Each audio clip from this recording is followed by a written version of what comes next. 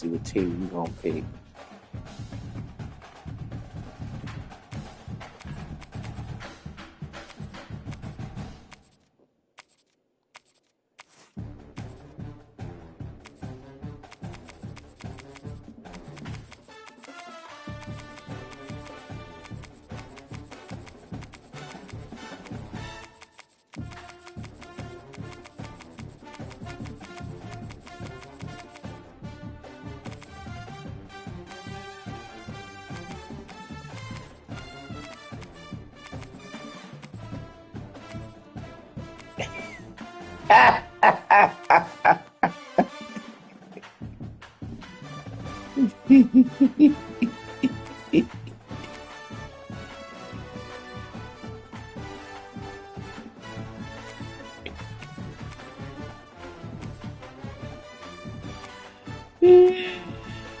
Funny. I knew you gonna pick them.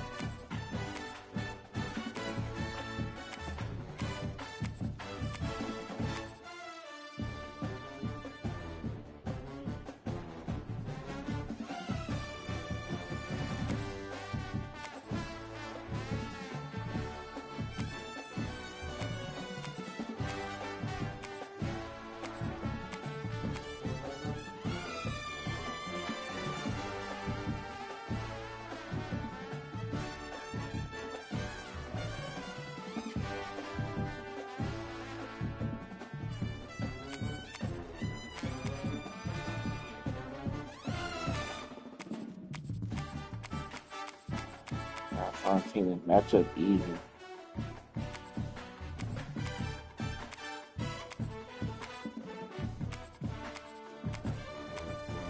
Like little sorry ass Arkansas.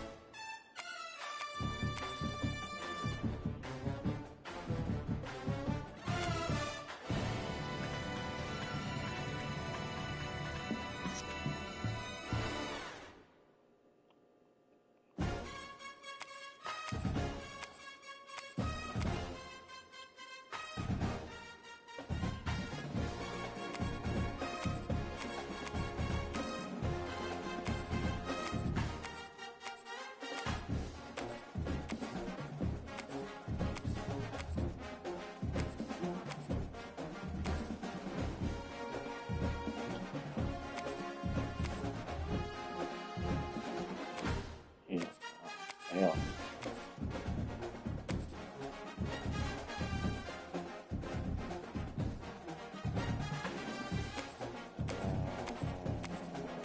Yeah.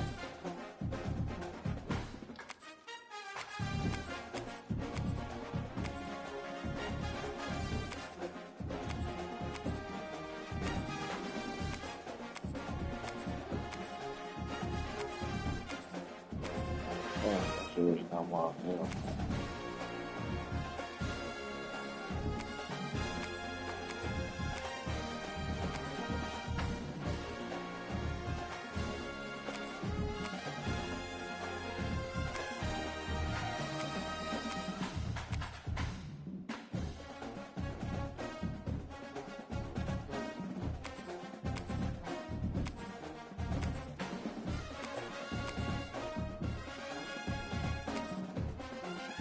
Yeah, it's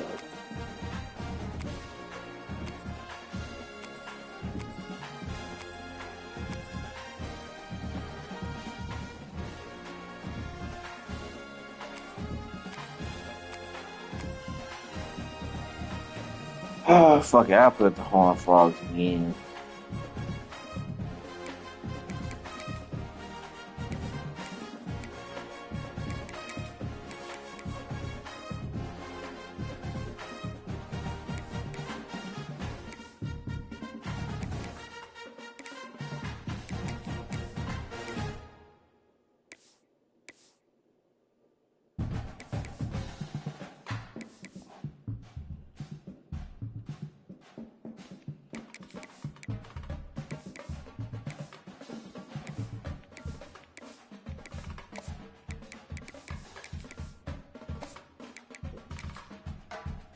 Rematch. You've been waiting for.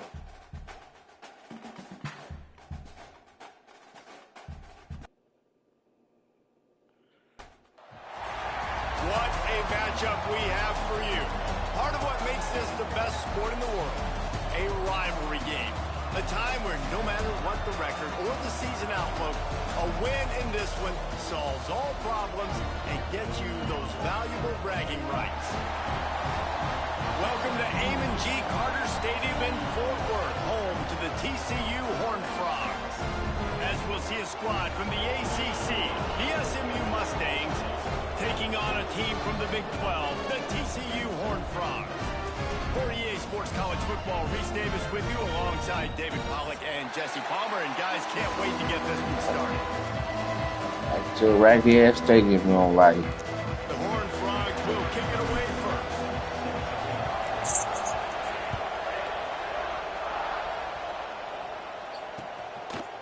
Fielded in the end zone. It's Brinson. Nice job executing all of the assignments as they put a stop to that return at the 22. Trying to get to work.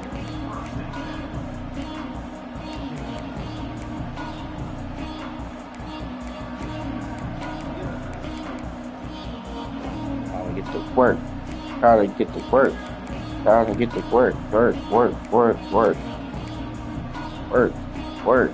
Work. Work. Work. Work. Work. Work, work, work.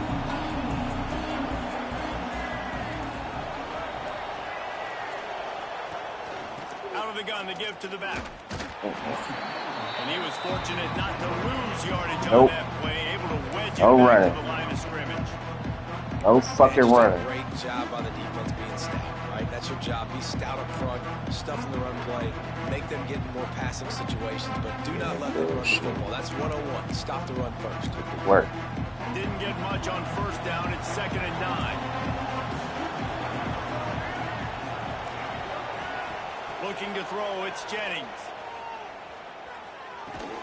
Got it. Oh my God! Bullshit, man. Really put this drive into high gear as they have a first down at the 37.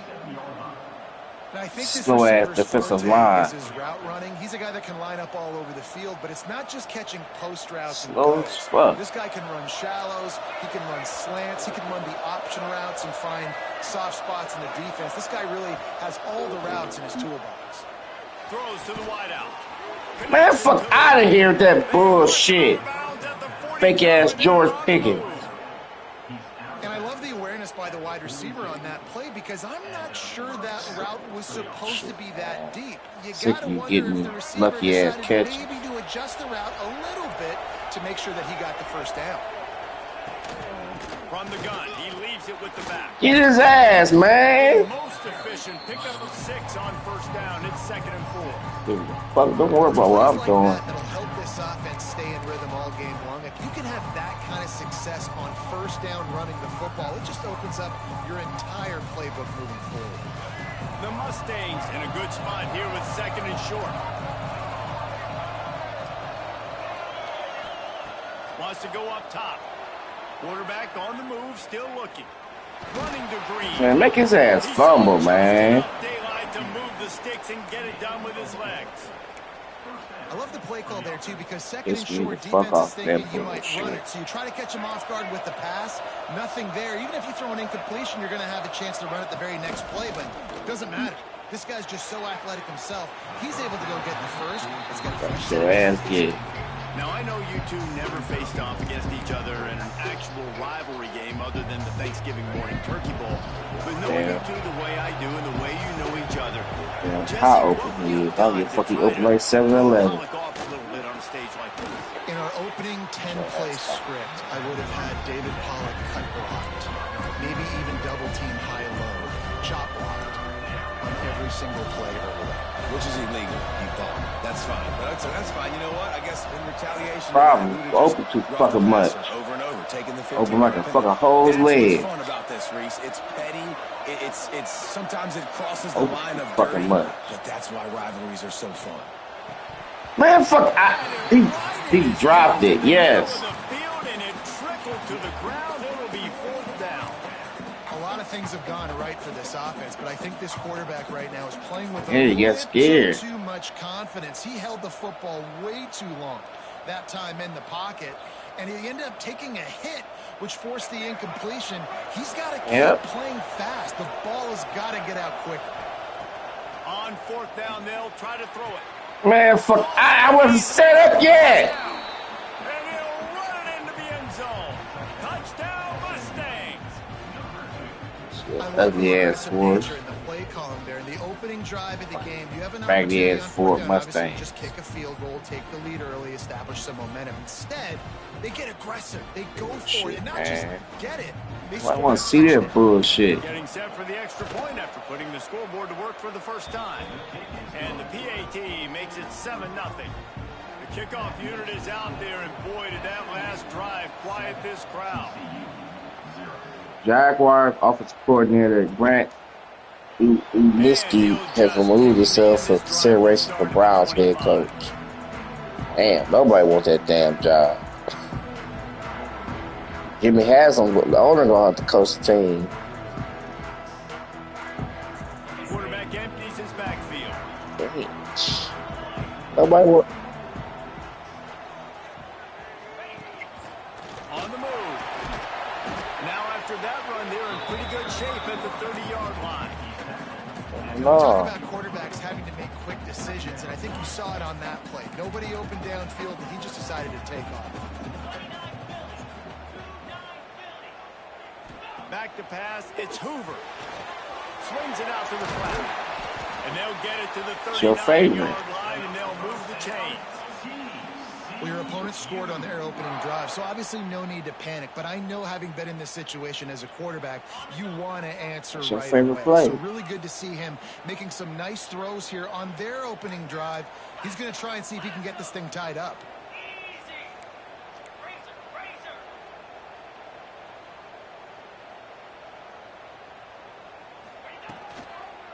Takes the handoff. It's Payne. Shows him the stiff arm. They'll get him down, but not before he crosses the 50. He's down to the 49. First down, physicality wins football games. Being able to run the football and create balance. And right here, just choose up another first down. Gives you another chance to maybe continue to run getting organized, starting a project. These are skills that every high school student should master before college. Landmark College offers summer programs for high school juniors, seniors, and recent graduates that specialize in the executive function and prepares students for the transition to college. Students will live in residence halls, attend classes, and take part in fun activities with new friends they'll make on Landmark's beautiful campus in Putney, Vermont. Financial aid is available. Visit landmark.edu/summer getting in second and short. Not a good job. I think they were always hot on Shield. Again, from what everything we had just said. Come on, man. Slide. After they let go of Kevin, that Tuesday morning, we had received, well, I did, and then I told you, and then you blurted it out at the end of the show the next Wednesday, is that they were kicking around about Nate Chion. Okay. Interesting. I mean, you knew it was going to be a name before, and now we're down to how many of these guys have pulled their name out, and then the other young guy pulls his name out. So now this feels like process of elimination, and I can't let you up because, you see, if you would have had it, if you still have Andrew Berry, which you do, then it's going to feel like nobody wants to work with Andrew Berry. No one's going to take the job that Andrew Berry has. So there's no way. I can't. There's no way to make this look better. You're just going to have to deal with what it is and then go out and have to win football games. Because it feels like nobody worth a damn who a fan wants to work for Andrew Berry. Well, listen, also, is it not true? So you're not denying any of that. That's how the fans feel. I do wonder, I don't know, we don't talk to enough guys that are plugged in around various NFL teams to know what the true sentiment of Andrew Berry is. We always said throughout the year that, boy, it seemed like Andrew Berry always got high marks when people would talk about the organization, not the winning and the losing, because there was always an asterisk by its Browns and ownership and their issues in the past. So that always gets brought up. I'm just thinking, like, these guys are all repped by collectively like 3 agents. I just think people have to understand, I think most Cleveland fans do, like these agents prioritize, they go, all right, here are the candidates in our agency that can go work for the best jobs. Here's kind of the middle, and here's the up-and-comers that, hey, Browns are 1 of 32. Like, let's shock the world. And I think that's what we're in the territory of when it came down to Udinski and Shields. I don't know what to say about Schwartz. Well, all I believe strongly from the people I talk to is that the Browns offer him, he'll probably take the job. Like 98% sure that Shieldhouse will take the job. They offer it today. When somebody corrected me, apparently they flew out last night. So you can still get planes out of here to LA. I'm not sure where the hell I was in a coaching clinic for 2 days. I didn't understand. I didn't know where the planes were. Yeah, I'm not. Yeah, I'm not part of the FAA. I have no idea where their planes were going. So maybe they were in Florida, flew from Florida. But yeah, because they interviewed at Anthony Lynn, right? So they would have flown from Florida out to LA. So they wouldn't have back here. This is not like you have no idea what they plan and what they don't plan, but I'd be able to get a plane to come back here to do the press conference. You can't do the press conference anymore. He was trying to pitch it anymore. What the hell is that going to happen? We're going to have to wait until March to get a press conference around here. Just holds on to that football. He might it's not a quick reaction. Only at 6-4-7-4 below 92. Mike gets stuck. I hope the calls are better because they did that so far today. Hello, Mike. And a good pickup to move the chains, and the clock will expire, and that's how they'll be set up to start the second quarter. It's clear. So, like, who wants the interview process, like Anthony Farley? Is this what, is this what the big issue is here? Is people pulling out? This is all Andrew Berry. Every bit of it's Andrew Berry. The lack of roster is Andrew Berry. If there's any reason a coach or is thinking about leaving and not coming here, what other reasons why? It's because the offense and how it's built combined, the lack of receiving and maybe a true quarterback, and Andrew Berry. Fuck!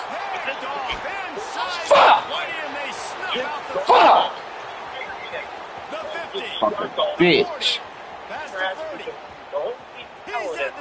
We can't come back here. Bullshit, man. This whole process, Motherfucker just standing there. Do you want me to get back at him, John? You want me to yell back at Mike? No. Okay. Bullshit, man. Alright, you blew lead before. I think this might be the only one. I think it's going to be a lot of this today. So beautiful. Clarence and Menor, you next up on the fan. Hello, Clarence. Good morning. First time long time, gentlemen. Thank you very much for listening for so long. Thank you for being a caller. Clarence, let it ride. This is the worst job in the NFL. Nobody wants to say it. TCU has it back in the Horned Frogs going offense. It's terrible. This is when the pressure can ramp up a little bit on an offense, David, when they start feeling the heat to answer a score. He lets it fly. And now the incomplete. They tried to hit him with a big one on first down. I love that play call by the offensive coordinator. Quarterback just threw a pick six. You want to pick him right back up, right? So he's a pretty big guy who can actually keep him. Who could restrain him from leaving the field? Let him throw the football and try to reestablish a rhythm and reestablish some confidence. Obviously, that one falls incomplete, but they need to get this guy back into a rhythm. The only way you do that is by throwing the ball. I got one question for you, gentlemen, and real quick, and then I'll go. How come Byron Leftwich isn't getting any love? Pushes ahead for a couple, they'll mark it at the 33. It's a really good job by the defense, wrapping them up, getting them on the ground, take away that run game, make them more dimensional, put them in passing situations. Really good job by the defense. Clarence, I wish I can't give you an answer. He wasn't on my list, so I didn't even think about it. He's primed. Thank you, Clarence. I think so. Is he? Thought so. Well, if you're on that staff, I don't know if you're going to get a clear indication if you're on that staff. Apparently, Medway saying that he wasn't going to be the coach, so is he going to bring his own guy? I always wonder about that stuff. If you are... Come on, man. That low shit. Play that and go. How do you respond to all those comments? Nate, we got one little part left of the interview here before I hand you the pen. On the job, some audio here from the fans. This is what you're stepping into in Cleveland, Ohio. I want you to. It can't be that now that Yudinsky pulled his name out now. People are upset. He's 30 years old and he's never called play. Because they're seeing it as a person who should be begging for your job. Doesn't want your job. That's what they're hearing. That is what they're hearing when we tell them. Argument against you. We can shake our heads all we want. No arguing against them because they haven't won many games over the last couple of years. If you feel that way, okay, we can have that discussion tomorrow morning on the fan. Big thanks to everybody who joined us today. Gerald was great. Tomorrow 6 to 10. Have a wonderful day. Stay safe. Be careful shoveling that snow. Take some breaks. You're supposed to warm yourself up before you go out there. It's the cold air that gets you. Have a wonderful day, friends. Take care. Hey, come on, man. Once again, finding nowhere to run against this defense. He's knocked down immediately. And this offense has gotten off to a good start on third down, but this is a different deal on 3rd and long. Unloads to the wideout. He'll hit you in the ass, bro, and you gonna drop it. Their physical pass defense, it brings up a 4th down. Do this shit right on the fucking money, and you drop it. Critical down and distances in this game, like that 3rd down right there. When it's a good throw, you got to make the catch. You got to be able to make that play. So the offense is going to go for it on 4th down. He'll try to throw and pick up the 1st down. Ah, son of a bitch. Snatched it from him. Get his ass, man. Not a great start for this quarterback here. 2 interceptions already in this game. He's got to do a much better job with his decision making. Fucking bullshit. Hey, blaze the fuck out of you. They've already put a couple of scores up and they look to add to it on this drive. To the air, it's Jennings. Looking left. What the fuck? Open man. Touchdown Mustangs. Once he got some room, it was over. Bullshit, man. I'm about to quit. Fuck you and fucking Mustang. Dominant. Their defense is not allowed a point, and the offense is going up and down the field, and they score another touchdown here. Oh, here, shit, that was yesterday. Kickoff unit on the field. This defense will be called on to protect this lead. Bullshit, yeah. Like shit right now. It's Bailey. Nice job by the kickoff team. Everybody stayed in their lanes and they'll stop. Wow, receivers ain't getting no separation. Dropping the damn ball. TCU will send its offense. How much is my receivers? They're looking at a 21-point hole. There's still time to do some work, but there's also no time to waste. And a 9-yard gain on 1st down leaves them with 2nd and short. The Horned Frogs in the hurry up. To the air on 2nd down. Caught behind the line. Come on, man.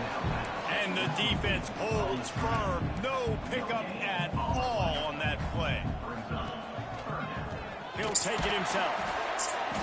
He's brought down, but there's a flag on the play. Let's see if it stands. Yeah, and you see some people get upset with offsides in the defense. I call it the cost of doing business. It's just part of being great off the football. Sometimes you'll guess and sometimes you'll be wrong. The first one is always on me, Coach, and then the second one, usually he takes me out of the game. Looking downfield on 1st down. Finds his man. It's McAllister.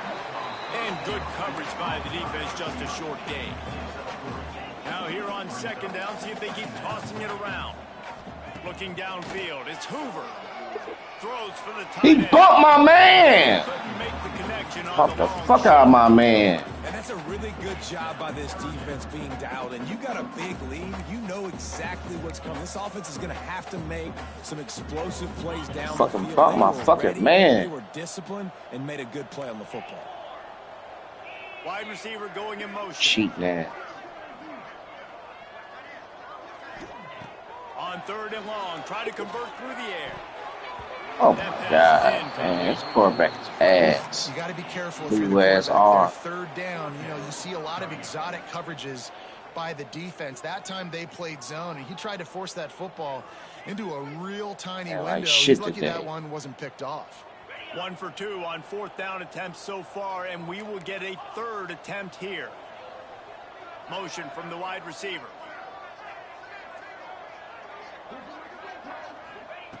On 4th down, trying to find his man. What the fuck? You back your little shit down. Man, your goal of a defense is to stop them, is to force punts, and then this is just gravy. Now they go for it on 4th down and medium on their side of the field. He could have caught that shit, man. A chance to switch the momentum here in the first half.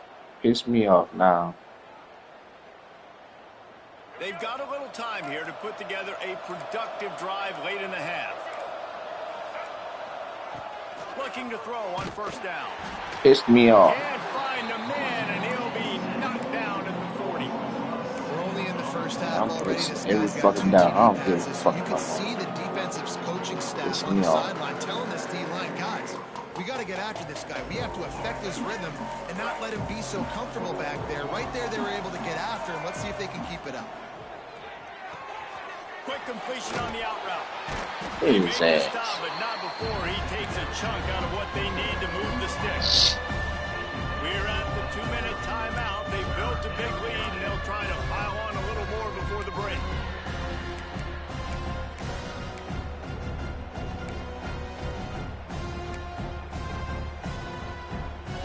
Coming to the line of scrimmage at the 30. It would be a long field goal, but they'd love to pick up a few here on 3rd and long. Sends it back in motion. To the air. It's Jennings. Now improvising. Throws to the tight end. Man, I have double bracket coverage. Cruises his way to the house. Touchdown, SMU. Fuck this shit. I'm cutting this shit off. Fuck you and the gang. How this team is going to be able to handle this environment and whether or not they can find success early in this game. They have proved all of those doubters wrong. They have been dominant in every phase, on offense, on defense, and on special teams, and they are piling it on here early in this game on the road. He'll bring it out. It's Bailey.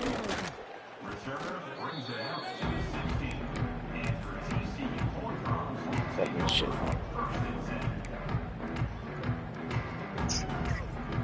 I'm down 28-0. Plenty of time left in the half here as they you just saying that shit so I won't cut it off. Here in the final 2 minutes.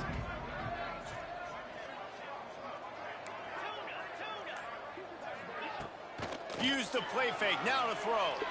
He fires one deep down the right side. Oh, I thought I caught that. The deep ball was right on the money. You just have to make that catch. Yeah, and I love taking deep shots. Hell no. Fucking money. Play honest, safeties play honest, and you could tell just missed a little bit deep on that shot. But listen, those are shots that we want to take because the risk is definitely tackled there by the defense. Well, we knew coming into this one, the tight end was a big part of this offense, and you've seen it early in this game. I had to get away from his ass. They've thrown it to him in a lot of different ways. Defense is going to have... What the fuck? Fuck this shit. I'm out. And that's the advantage right there. Can't do shit, you bastards.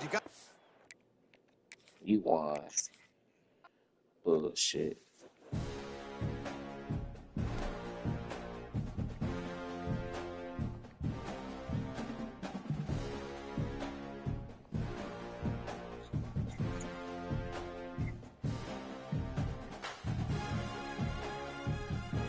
I pick Ohio State and blow bitches out. Piss me off.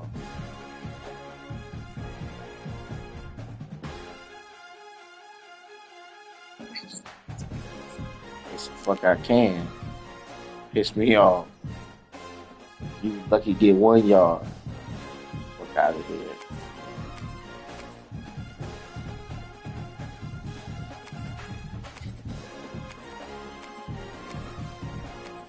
I ain't gonna pick that because all you're gonna do is run to Indiana.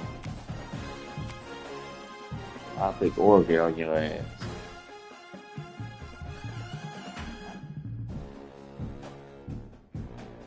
You still gonna pick SMU if I pick Oregon? I can pick Oregon. He's like, man, that's not fair. Big old stars you got.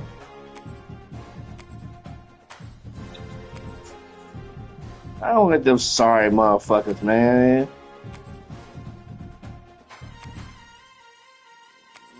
Suck. Fuck y'all, TC. I'm not playing with y'all no more.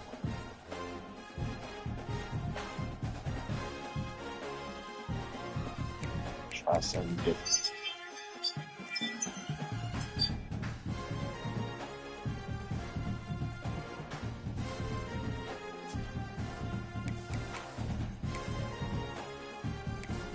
Yep.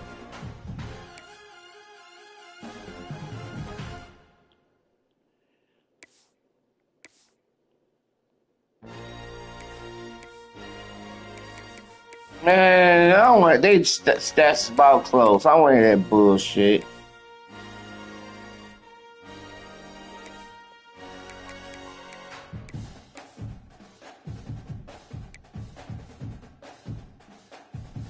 Give that go-go offense bullshit.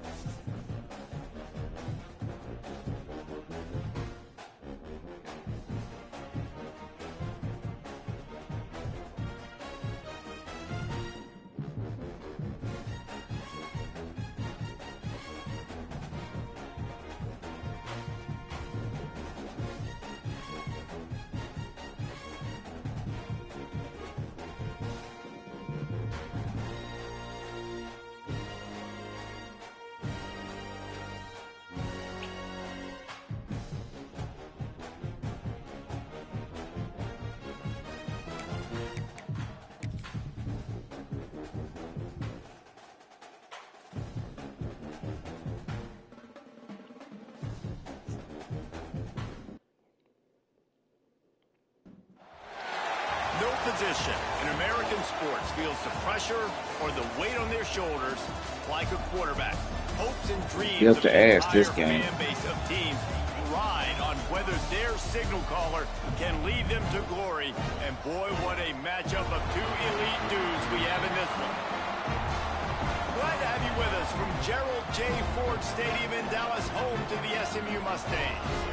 As we'll see a squad from the SEC, the Tennessee Volunteers, taking on a team from the ACC, the SMU Mustangs. For EA Sports College Football, I'm Reese Davis, joined here in the booth by David Pollack and Jesse Palmer. And guys, let's get this thing started. And the Mustangs will take it away to start us off. For the job, he's got it. Okay, we can label it any way you want. If I am, I'm waiting for a better round. It's Bishop. Hey, look what he's working with now. He's working under Sean McVay. Man, this shitty ass playbook. So that in and of itself, gold. He's got offense in the national. Shit is shitty.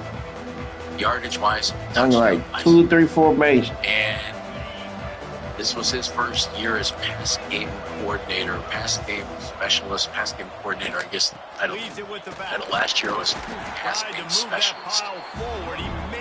I think I'm just, if I'm him, I think I'm waiting one more year for a better opportunity. I mean, this opportunity, he's a passing game guy.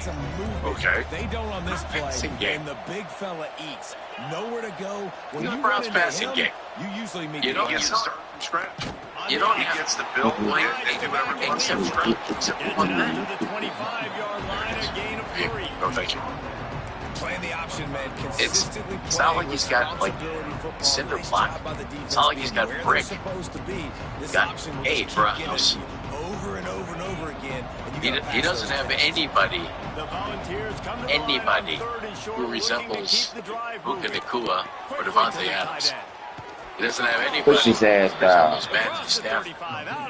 And I would think it's a really difficult spot for him to come into. He's a passing game guy. And our passing game is atrocious. And I know there's nowhere to go but up. Yeah. Except for 7. He doesn't have the talent. And I commit to the This shitty ass if you want to step into the league, trash.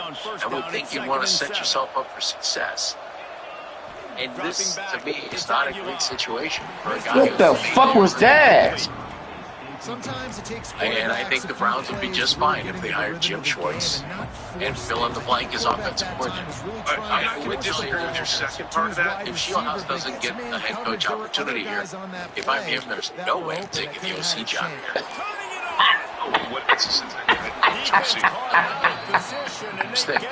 I'm staying in Los Angeles, waiting a year, and gonna. That's what tight ends are supposed to do. Just I get all that, and it's tough to walk away with a lot of money. What do you say? It's tough to walk away with the opportunity to be a head coach of one of the 32 football teams in the NFL. What he's going to get next year? Because that's the way this league works. That's the way this league works. He's a hot assistant coach right now. He's 35. He has a bright future. He'll get another opportunity. And I think he's going to do a job. Big bastard. Do you think he's phenomenal? All the way out to California today, and then he turns him down? Well, they have good food on the plane. It doesn't matter. Oh, come on, man. It already feels like this. If they hire Shieldhouse today or tomorrow, then the plan looks like it was executed the way they wanted it to. Yeah, and if they don't, well, then you get Jim Schwartz, which would be just fine. Then you're like over, and now you're talking about being over 4. You know, Udinski says, I'm not, but I think Udinski today has a feeling or someone saying to him, hey, Shieldhouse is the man in Cleveland, they're going to and then turn around and say, well, I'm still in this thing in Buffalo, so I'm going to hang tight. Maybe there's a chance I'll get this job in Buffalo. But if you were Shieldhouse, would you go to Buffalo then over Cleveland? I mean, quarterback-wise, you got to be aggressive. You got to get touchdowns, man. You've seen the emphasis. Defenses are willing to give up yards now. Josh Allen. Or question mark. I like this offense being aggressive. Forget the threes. We need 6s. You've got to be loving what you're seeing from I'm looking at it from their perspective. Yeah. Really nice rhythm. If you want to set yourself up for the most advantageous opportunity, this probably isn't it. If you're a defensive coach, this would be it. Come on, man. No, because you got a really solid defense in place, and you can tinker with the offense. I mean, this team, if you're, and maybe Shieldhouse takes the job, and maybe they, pay him a boatload of money, and he's his team needs an offensive line. How many guys on this line return next year? What a luxury for an no more than 2. Oh, you're pissing me off now. Wide receivers. You have to take running back. Making offense easy. Yeah. Being physical. So you need a line. You need an entire wide receiver. You might keep 2 guys on the wide receiver group. Clearly, Judy, maybe till. That means at the very least you need a crowd. And you need a quarterback. Is the quarterback here? Maybe. Maybe not. I mean, you've got a ton of work to do. But, if you write a big enough check, you tell him you're here. We guarantee you this much money. Maybe he takes the job. Dan, that's a curveball compared to what we were talking about before the show. I didn't expect this. I didn't expect Jeff to say, look, they're going to offer, if they do offer Shieldhouse the job, he can turn it down. Well, he could turn it down. Buys a little extra time. If I was him, I'd wait for a better opportunity. Go ahead, Scott. You never know what's going to happen. Your Rams are a couple injuries away. Never know what's going to happen. Popped his ass. He's got athleticism, he's got length, he's got flexibility. It's not put it like, all on display on that sack. You look what happened to Kevin Stefanski. Teams are coming after him. If it doesn't work in Cleveland, you're not going to have the scarlet letter on the Mustangs now with a long way to go to pick up the first down. Kevin had success. Going to swing it on 2nd down. Now he's going to glide away from pressure. Fuck around and find out. Yeah, nice job by the defense understanding who their go-to guy is. That's the guy they want to feature. That's the guy they want to feed with good reason. He's a great player, but a great job by the defense taking away that primary read, making sure they don't make a big play. He can pick his guys. He might say, yeah, I want Jimmy Garoppolo as my quarterback. On 3rd and long, doesn't need to take the check down. Right. And that's incomplete. A defender all over him. Knocked the ball to the ground. 4th saw down that last coming year, up. Didn't we? It's so nice when you know it's Kevin 3rd have and the long, guy he you wanted know to the work pass is with, coming, you worked on it all week, get your feet set at the sticks, understand that quarterback's got to be rushed, get him off of the spot. Nice execution by those defense. About Gabriel? This is an opportunity to show your offense you believe in them. They're opening drive of the game, still in their own territory, going for it on 4th down. There's a whole chapter that we don't know yet. About how that whole thing went down? Yeah. And who Kevin might have wanted, who he didn't, and who Andrew didn't want, blah, blah, blah, blah, blah. If Shieldhouse is hired and takes the job, I would think that backyard bullshit again. That he's not going to have major into who his quarterback is. And he's working with Jimmy G out there. He just might say, I want Garoppolo. I want him for 2 years while I put my system in place and we look for the young guy. We'll get the young guy in 2027. Let's go. Or he might say, I love Shedeur Sanders. Let's bring him in. He's my starter. Let's go. Udinski, Shieldhouse is who they're talking to today. They went out to LA and talked to him. That they would even come on the plane. First one out. They're interviewing in Los Angeles. Anthony Lynn interviewed on Saturday in Florida. Yeah, in Florida too. So not a bad move on those guys' part to get out of town this weekend. But you're looking at the coaching search now. What do you think? And I think, man, fuck out of here! I'm a superstar corner. You got to make the place for taking the job when they offer it to you. Because you think a better job is going to come up next year. I don't want to put words in your mouth. No, because you want to set yourself up for success. You got your guy running a 216-474-0092. 216-474-0092. Scott Pendrick. Really nice job by the receiver going and getting that thing. Time getting organized, starting a project. These are skills that fuck student should master. College offers so much. So some graduates that special.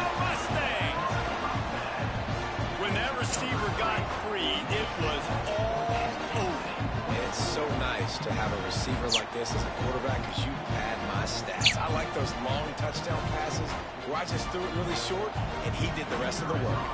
The extra point here would tie the game. And the point after is good. 76 yards on the drive for the touchdown. And they pay it off with a strike from 38 yards out. Damn. Hey, bro, do not play with me today. They're ready to kick it away, and this crowd is buzzing after that last score.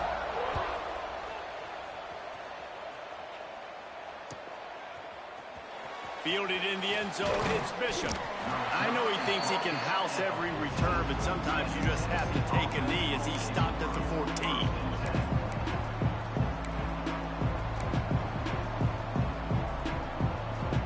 First play of this drive comes from the 14-yard line.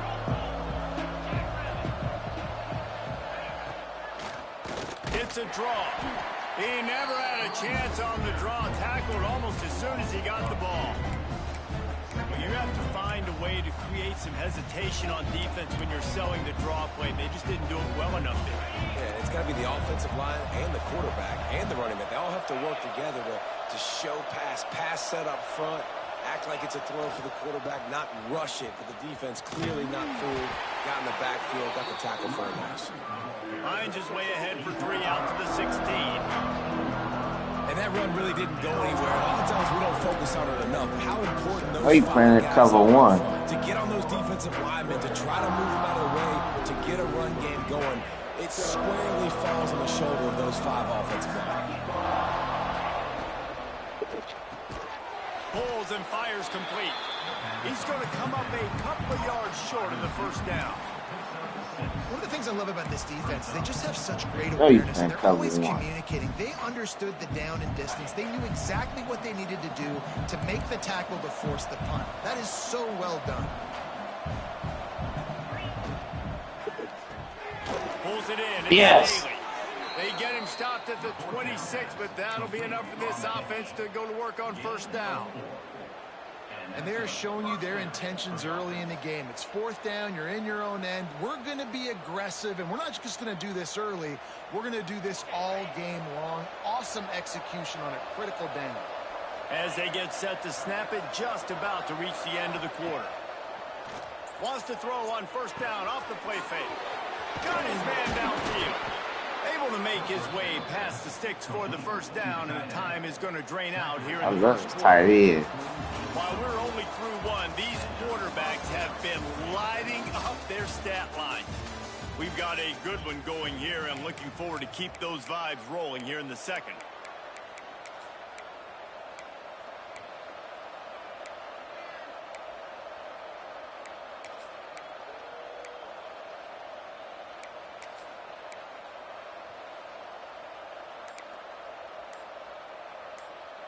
So first down here as they go back to work.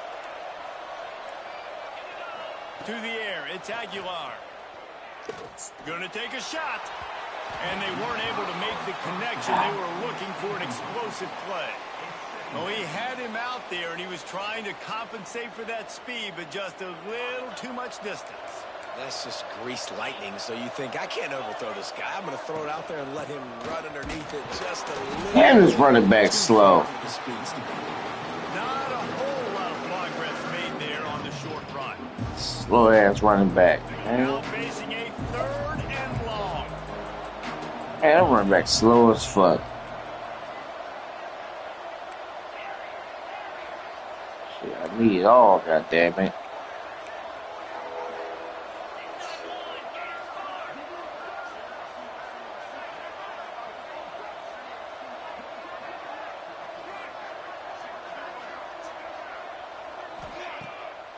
The play fake. God damn! Pressure is effective from the defense. They knock it fucking down. fake ass Warren Sapp just gonna come in there like that.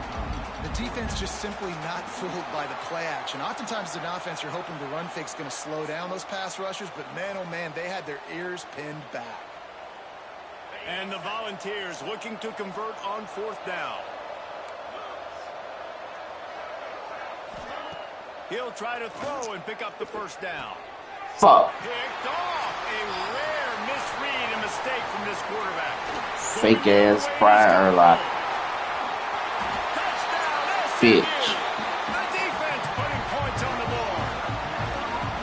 Man, that could not have gone any worse. You're thinking fourth down, go for it. Well, even if you don't get it, you turn the ball back to their offense. Not that. You throw a pick, and they turn it back all the way for a touchdown and get points. That is a disaster for this offense. On to attempt the try. And the PAT gives them a 14-7 lead. Kickoff unit on the field, and this defense will be called on to protect this lead. Thank you. Looks like a penalty on the kickoff as the ball goes out of bounds. The offense changing the play.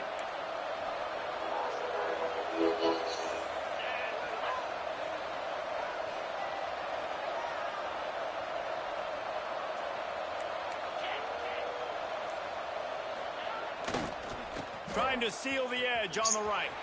Oh, he's got some space. Fucking teammate got my way. Dumb motherfucker. Watching this Tennessee running back, man, he just runs with so much purpose. Oh my God, this playbook is ass. I ain't never used this playbook. And Travis Henry, two great vol running backs that used to really Trash. test the physicality of our Gator defenses and some of those great games we had back in the late 90s. This dude right here, man, he just wears you down every single carry.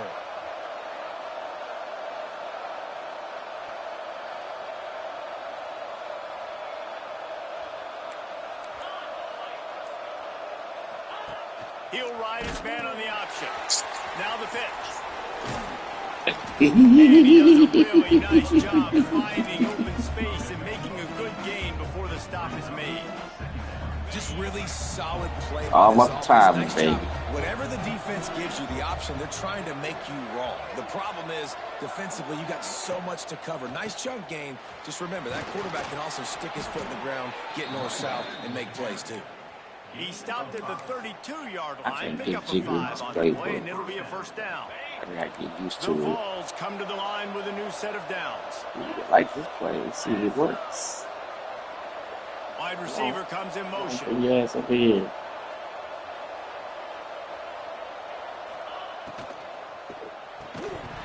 Fuck!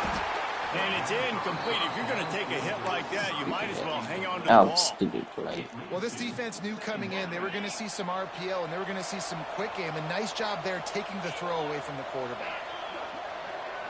Wants to throw. It's Aguilar. God damn! Give him that pressure, and he's knocked down at the 42. This offense is going to Offensive line is trash. to block this guy. He is an absolute monster, and he showed you all his tools on that sack. Plays take too fucking long to develop. Now a lot of work to do to move the chains, keep this drive alive after that earlier sack. All these plays take too long to develop. A check down would be the last resort. He couldn't find anywhere to go, and now it's 4th down. And listen, that's not a surprise. Obviously, they want to throw the football on 3rd down to try to get a first down, but it got absolutely nowhere. Great job by the defense, rallying up and actually getting a tackle for a loss. The Volunteers will try to pin them back with the punt. Oh, they're trying to trick him. It's a fake. Oh, he's going to try to hit him over the top. Ah! It's intercepted. Takes it the other way. Finally brought down. Get the football, but defend the field position with the return. That's why as quarterbacks you cannot I had to try. stare down your receivers because these defenders, they're watching. And that defender knew exactly where the Give a QB was throwing fuck. that football, and that's why he picked it off. Going right to work up top. That's caught. It's Remsen. God, this star corner is ass. You've been getting burnt all fucking game. Take his fucking star and give it to somebody else. Piece of shit. I'm a star. No, the fuck you ain't. Getting burnt like that. Huh? He ain't no fucking star. Looking to throw on 1st down. And his throw is incomplete.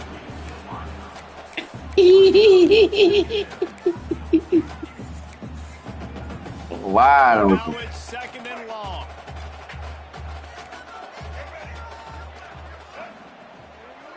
Looking for a man. It's Jennings. Get his Pressure is ass. effective from the defense. Piss me They off. knock him down just behind the midfield stripe at the 48. And I think that time he was trusting his pocket awareness and his arm a little bit too much. You've got to remember, you're one of the best athletes in the country playing the position. If you see a crease, you've just got to take off and get it.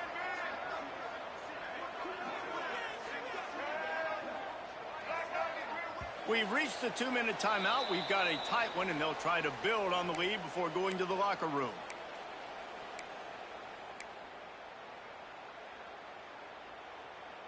Now a lot of work to do to move the chains, keep this drive alive. I ain't blitzing. Defense not showing press coverage.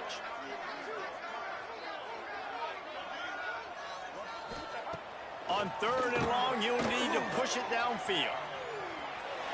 They get to him as he throws. And this is going to be incomplete on 3rd down. And quarterback's accuracy goes way down when you start to get him on the move. And you want to make it go way down even further? Pop that sucker. Nice job making him move, scramble out to his left, Right, pop and then it. a good clean stick on him. That's 2 things he has to think about on one play. They've already converted a 4th down in this game. They'll try to make it 2 for 2. He'll try to throw and pick up the 1st down. And he's sacked. A big play on 4th that was a down stunt. to stop this drive. And this offense choose to be aggressive. Listen, once you start getting to midfield, you see most offenses be aggressive. And I dropped everybody else back. And they failed now. Lyman stunning. Early in the game, a chance to create momentum to swing back to the other side of the football field. Grab behind the line. It's Thomas. And they pick up just a few on that completion. And that's kind of a lot of today's running game, right? Spit the ball out quick, get it to your playmakers in space, get positive yards. It's instead of running the ball a couple yards up the middle, now you just spit it out. Oh, you a pussy, man. A few tackles, it could be even bigger. That's a fucking pussy, I swear. But it was the hit that forced that incompletion. Couldn't find his man last time, and that leaves him with a 3rd and 6. Dropping back, it's Aguilar. Got him down. Thank you. Breaks into the open. Touchdown, Tennessee. He broke away from the defense, and they couldn't catch him. I was so excited for this game because I just knew it was going to be a back-and-forth battle, and that's what we've seen here. Great job by the quarterback. Good decision, reading the coverage, accurate throw. They get the extra point. This thing is all knotted up. And the extra point is good. Fake Travis Kelce. Fuck out my way. That's how tight end catch the ball. They're coming out to tee it up for the kickoff, and that last score was a real buzzkill for this crowd. Fuck! Fucking big bastard. Miscue as the kickoff goes out of bounds. So the decision has been made, and the coach will take the penalty. I ain't blitzing.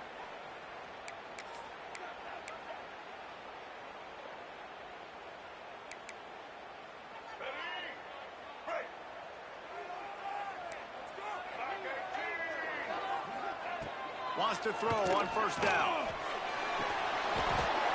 Right. About time to do your fucking job. 1st down, 2nd down coming. Not many receivers like to get hit. They just don't, okay? They're prima donnas. That's what they are. That's who they are. Nice job by the defender. You could tell he was catching the football. He was going to put a hit on him to make sure he had to think about something later, and you could see the ball pop out. He puts him in business across the 50 into the 46-yard line. It'll be 1st down. And that's why QBs love their tight ends so much, right? Especially when they're athletic, because they make short throws turn into long gains. Because of his ability after the catch, it's so unique and special. He is dominant in this offense. Looking to throw, it's Jennings. And this will be complete. A big hit there, forces 2nd down. Well, the quarterback knew he wanted to go to his tight end on that play. He's a big physical target, but it was the hit on the play that forced the incompletion. Working well behind the sticks on 2nd down.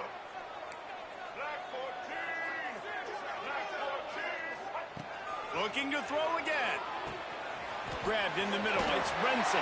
Get his ass, man. God damn. They can start to smell it with a 1st down at the 31. That was a nice pickup, running the drag route and finding that quiet, soft spot in the zone. Yeah, drag routes not only work against man coverage, they work against zone too. If you can find the soft spot and the quarterback gets it to him early, he can turn upfield, and you saw that right there. Oh, my God. Fuck underneath bullshit, man. About to cover, stop that bullshit. Finding your biggest target, and that's the tight end. Nice job. The Mustangs with a 2nd and short to keep this drive moving. Looking to fire. Oh, they're after him. Can't make the connection, and the defense putting on the heat and forcing the incompletion. Yeah, this offense might want to think about moving the launch point for this QB, because if you take hits like that from the pocket, it's really tough to complete passes. And the Mustangs are at the line trying to move the sticks on 3rd and short.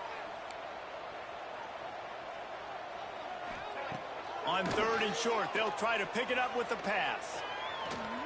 He'll try to do it himself.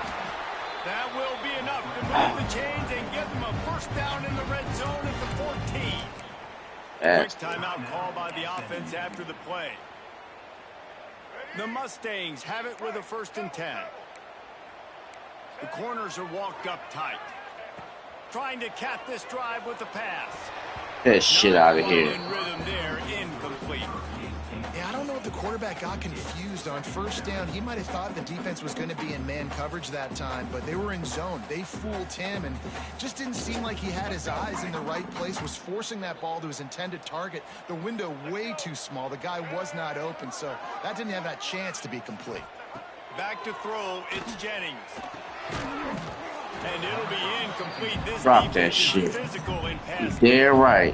And a really great job by the defense adjusting now, because on this drive, this quarterback has found his guy a few times, and now the defense is saying, we are double covering him. You might throw it somewhere else, but that guy is not going to make the catch.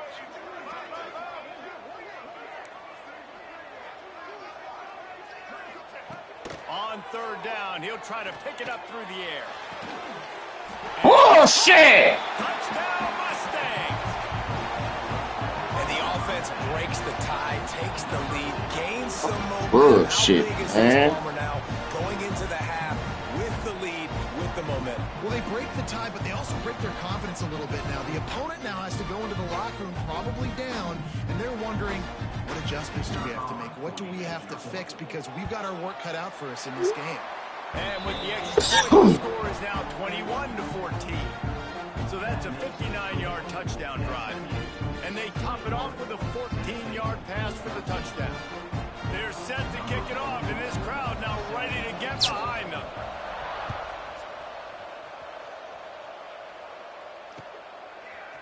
Fielded in the end zone. It's Lewis.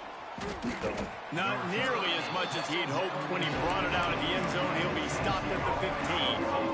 Final seconds of the first half. Let's see if they can pull off a little magic. Quarterback may change this route. They'll go to the toss. Makes him talk to the hand. Brought down at the 25 after he picked up 10. Gain of 10. Good enough for a first down.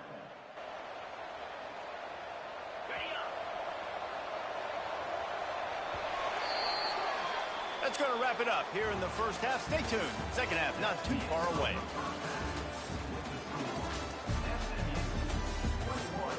Tennessee 14.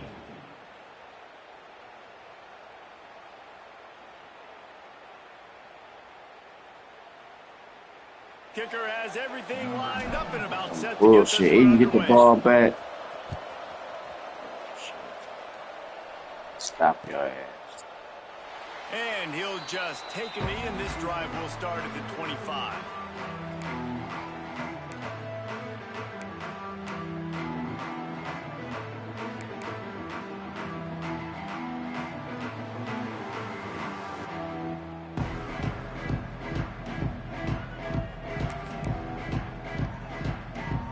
The SMU offense is headed back onto the field. They start this third quarter with the lead, but they might want to think about shoring up that protection. Yeah, the good news is you're leading on the scoreboard. The bad news is your quarterback doesn't feel like it because you can't protect him. So, David, adjustments in pass protection, that has to be something they were talking about here at halftime. 100%. Just you can't get him hit that much. He's still doing a good job delivering the football, but if you keep hitting the quarterback enough, man, they'll start to see ghosts, they'll panic, and they'll make some of those mistakes. Looking to throw, it's Jennings. I don't fucking catch that bullshit.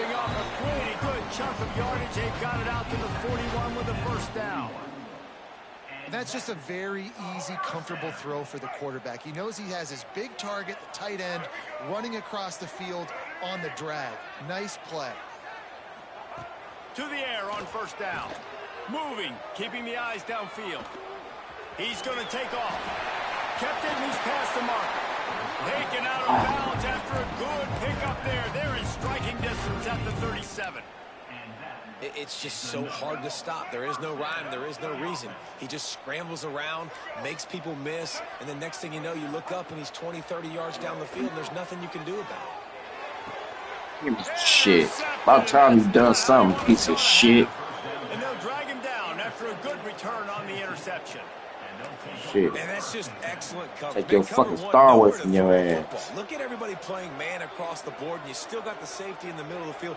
Nobody open, and if I'm the QB, man, I don't need to force it. I don't force it into tight windows if it's not there. He throws it, unfortunately, gets the interception. Bad decision by the QB there. Snags a quick pass on the left. And the defense had that one well covered, just a short game there. You know, it's funny. I know running backs oftentimes are afterthoughts when it comes to the passing game. But when you think about it, this guy's been making people miss his entire life. Oh, his hands quick. This offensive line is trash. In the passing game as well. You just saw in that last play how dangerous he is after the catch. And he'll have enough for the first down at the 42. And the Vols will hustle to the line. And the offense showing off the short passing game, moving the sticks. Nice job in looking them. They're right on the football, ready to capitalize on this momentum. Well, I don't know what the quarterback saw in that last play, but he made a pretty quick decision that he was just going to tuck it and run it, and his offensive coordinator is glad he did. How about the speed by the QB on that play? Hits him inside the 20, still going. Touchdown ball. Once he got a step, it was all right to the house. Looking for the tie with the extra. All that time I had back there, I said, fuck it, I'm going to launch that motherfucker. They've got guys that are dangerous after the catch. And if this quarterback gets through his progression, David, hits you in stride, these guys will take it to the house. Man, it's your job to do the rest, right? You hit me in stride. You ain't had nobody over there. It makes it so easy, the connection between quarterback, wide receiver. That's your fault. This is a good one, and that's why they got 6 on that play. The Mustangs have the ball back and ready to go to work. That last drive was promising for a while, but you just can't mess it up at the end with the pick, Jesse. No, you got to drop be able that to shit. finish drives. Yeah, right. Drop that shit. If you're going to win, and David, they've got to be able to eliminate the mental mistakes. Yeah, and I don't think you get conservative or play it safe. You can trust your guy. I think you put the ball right back in his hands and let him do his thing.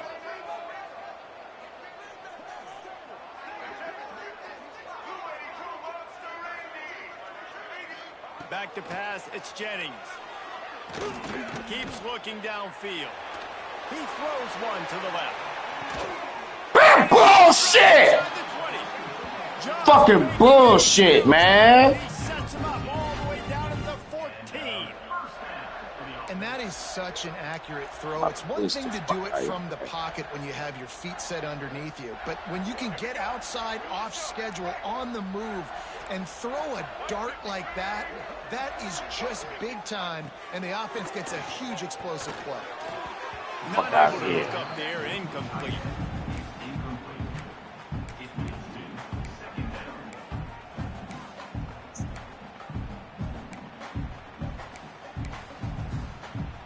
It'll be second down, and remember, they can pick up a first without scoring.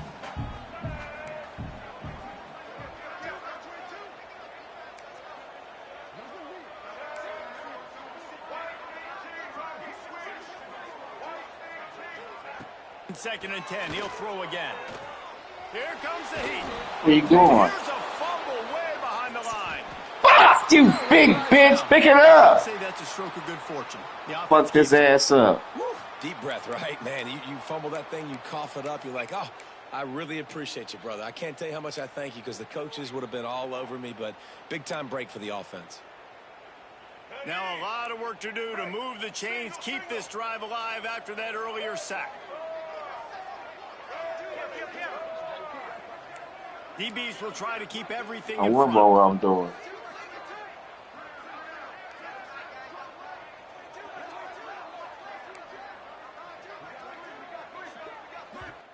Offense calls a timeout here. Critically important to make sure they have the right get scared. Called and everyone on the same page here.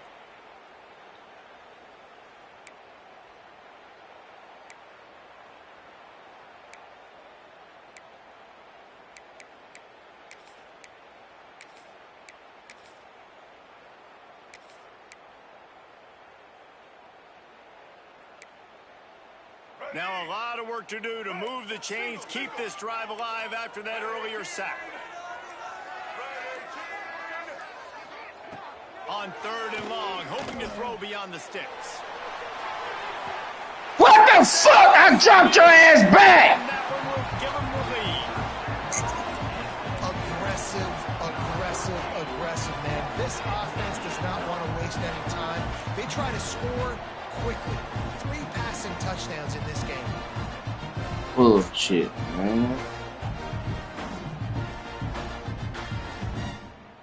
Lining up for the PAT. And the extra point is true, and they're on top by 7. A very efficient 5-play scoring drive. Kickoff unit on the field, and this defense will be called on to protect this lead.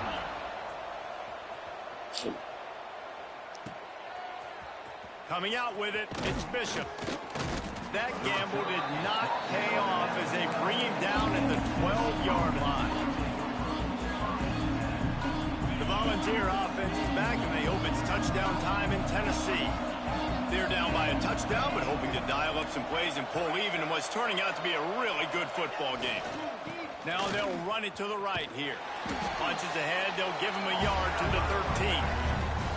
And, man, the big fellas up front, they don't get a lot of credit. They don't get talked about a lot unless it's negative, but they're the big component, man. They've got to get some push, to get some running lanes, get this running game going. They're the ones that make it go. They'll run the option. He'll pitch it. Fights off the defender. He gets it all the way out to the 19-yard line. A pickup of 6. Positive plays. That's all you're looking for here in the option game. Not everything is going to be a 70-yard touchdown run, obviously, but if you can pick up positive yardage like that, and the quarterback makes good decisions, pitching it out, and no one's accounting for the pitch, man, you take that all day long. Maybe get the first down, but why would you stop running option after a play like that? If I'm building an offense in today's football, it's not around a quarterback that can't run. I'm going to find an athlete that I can give the ball because defensively, it starts to limit your coverages. It starts to limit what I can do. It makes me play the quarterback every single play. Just makes your job as a defensive coordinator extremely Get that Miller wide open. Why not? But he did get the first down.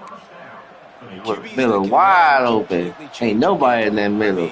Every single bit of it. You have to understand now as a pass rusher, I got to keep him in the pocket. I got to understand all the zone read concepts and the power read and the jet read, all the different things they can do to you. So, that's what keeps you on your heels. That can run the football. You better be alert of it from the first be kept on your to the heels. end of the fourth quarter. Pressure coming. God damn! Shitty ass offensive line, man. Success has a lot to do with selling that fake. You could tell defense was not buying it, got in the backfield, got the big play. Scanning the field, it's Aguilar. Looking for a big play. Catch inside the 30 and still running. He's run out of bounds at the 20-yard line, and they've got it in the red zone. Well, how about the offense setting that play up? We've seen earlier in the game a couple shorter throws. They're just trying to do a little Kool-Aid too. Line of scrimmage, anticipating that they would get an opportunity to take a shot. They called the perfect play at the perfect time right there. They'll get it down to the 10-yard line on that completion.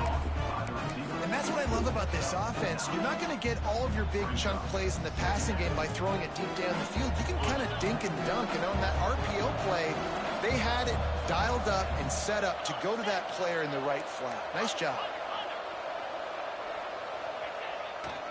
The give to the back. And he rolls into the house. Touchdown, Volunteer. And the running back gets his second rushing touchdown. Just an in scheme. To feed this guy. You can tell he's got a in scheme playbook, goddammit. Knows how to make things happen. And the extra point was good. No incident there, and we are tied up in the third.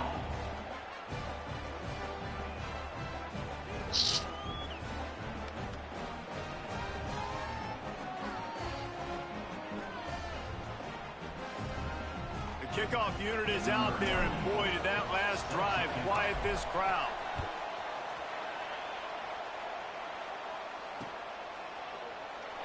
And it'll be a touchback. The ball will come out to the 25-yard line.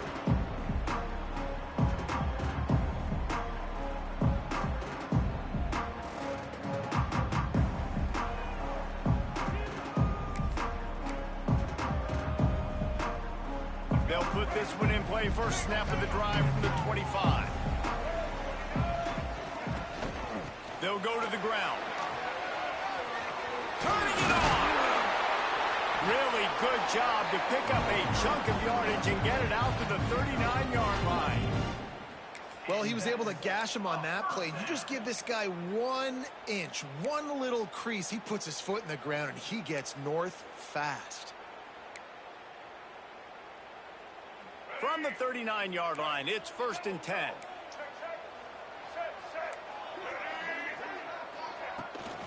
They'll ride the hot hand. Not this time. Didn't get much done on that run. He'll fight his way out and maybe pick up a yard.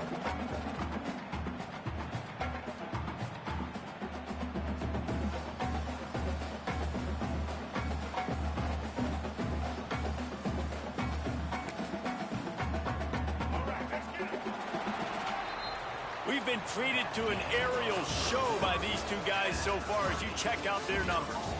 This is when winning plays are made, and we start right now in the 4th.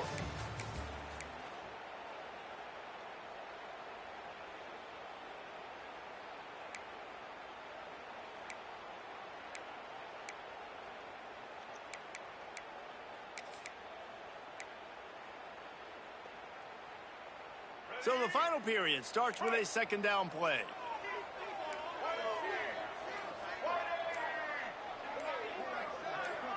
Gets the back moving. Back to throw. It's Jennings. Fires on the move. And incomplete on the deep ball. Oftentimes as a quarterback, when you have success early, you earn the right to take more shots. I think that's what you're seeing now in this game. Oh, yeah, fucking throwing it deep because this quarterback's thrown 3 touchdown passes. He's proven to his coach that he can get it done and he can make the right decisions and not put his offense in harm's way. And that's why you're still seeing them throw it vertically downfield.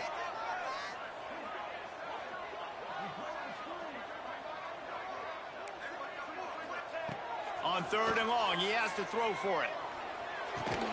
Catch in the middle. Man, fuck out of here. He's standing right there, dodo brain. They stop it after just a few. Standing right there. What's a nice job by the receiver there on the slant throw. Gets across the defender, makes the nice catch, hauls it in. Standing right fucking there.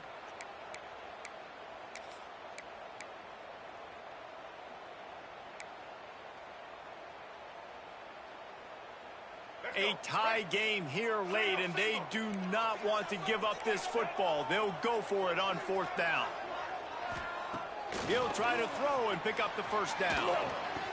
Fuck. Converts on 4th down, and he's still going. Steered out of bounds at about the 36-yard line. A big pickup, and they are threatening. Now, what a great second effort by the receiver there. Catches the football. He knows he's got to get some yards to get that 1st down. Nice job understanding that, getting to the sticks and getting the 1st down. And he runs into a wall. No run. Maybe got it back to the line of scrimmage. And the Mustangs moving quickly to the line. Well, the defense didn't have a lot of time to celebrate that last big play because here's the offense right away back. Man, here we go. Fake ass Shannon Sharp. Big bitch. Fuck out of here, man. And that's what I think makes this tight end so dynamic. He's so dangerous once he has the ball in his hands. There's so many tight ends out there that are just possession guys, and they usually go down right after they catch the ball. This guy has the ability to, with his speed, to make people miss, and he showed it to you right there on that touchdown catch. Getting set for the point after. Shit, never fucking blitzed your ass. The extra point is good, and now in the 4th, they're up by a touchdown and an extra point. That is an efficient drive. 7 plays, 75 yards. They're set to kick it off. You think this crowd's going to get loud when their defense comes on the field? He'll bring it out. It's Lewis. Stopped at the 17, and he's probably second-guessing that return.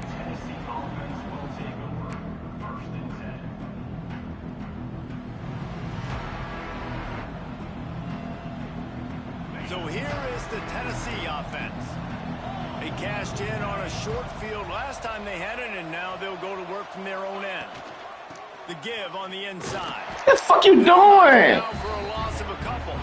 You're dancing around and shit. It's all about getting off the football. Get your bitch ass up. Gets off the football really fast, gets in the backfield, gets the running back before he knows what hit him. What a play by the defensive end. Not what they had in mind to start this drive. Here comes 2nd and 13. On the run, it's Bishop. Danced his way through traffic, pick up a 4 to the 19.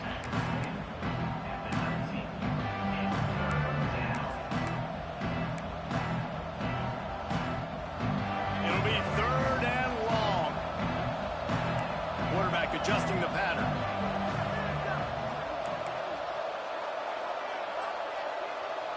Dropping back, it's Aguilar. Fires to the Oh my God. That was my fault. I lost. Good game. And they'll get him down after a solid return. It's over, man. It's costing me game. Nice job. You've got them backed up in their own territory coming out. Now you force the quarterback. Set your offense up with some great scoring field position.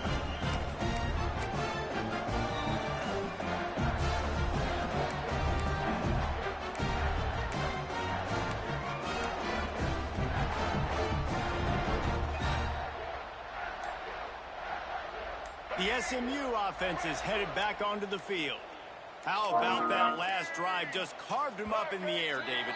Yeah, and how about that quarterback? You gave him the ball, and he delivered the goods. Great job taking apart the defense, Jesse, on that last drive. He really did, David. I mean, that was a masterclass in just reading coverage and being accurate.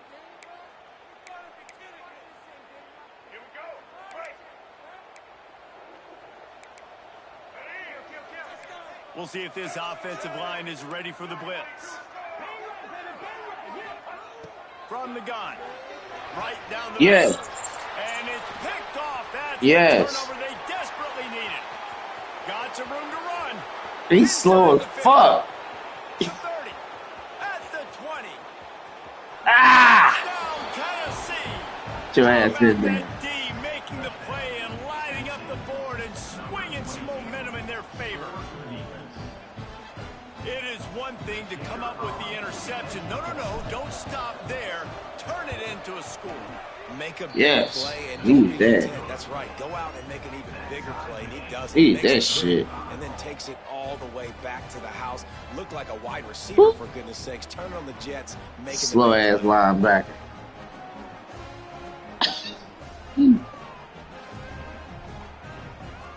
We've got a dandy going here, all tied up in the fourth quarter and about to kick it away.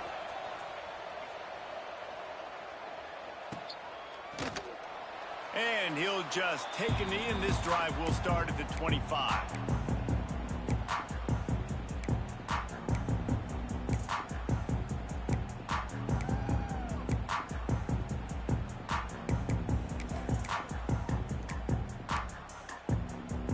The Mustangs have the ball back and ready to go to work. This will test them. You just gave up the game-tying interception, and now it's on you to try to get the lead back. It is that. Finds Zach Priest, and he's got 4 out to the 29. The Mustangs are in the hurry-up. And that wasn't a big game, but look at the offense. Right back on the ball, ready to call a play, ready to go fast.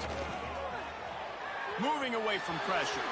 Yeah. And he will wisely throw the kid playing the tuba. Know the situation, know the game of football, right? When I start to get outside the pocket, I don't see anything there.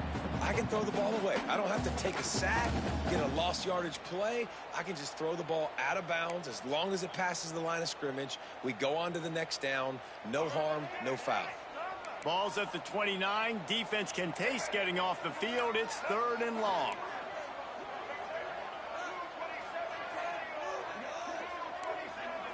Looking downfield, it's Jennings. Oh, you bitch. I hope you drop it. That one, they got it out to the 40, and it's 1st down.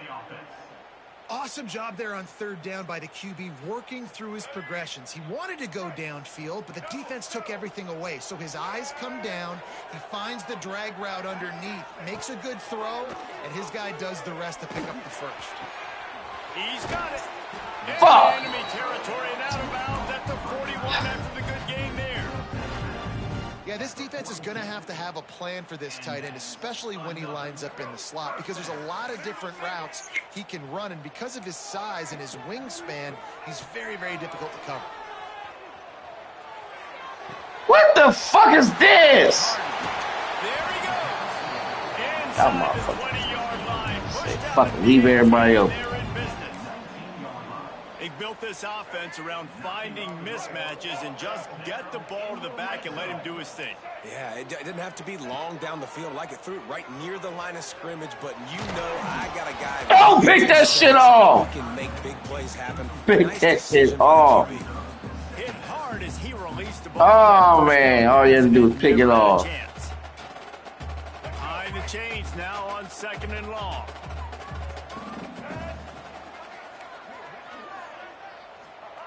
They'll throw again after the incompletion.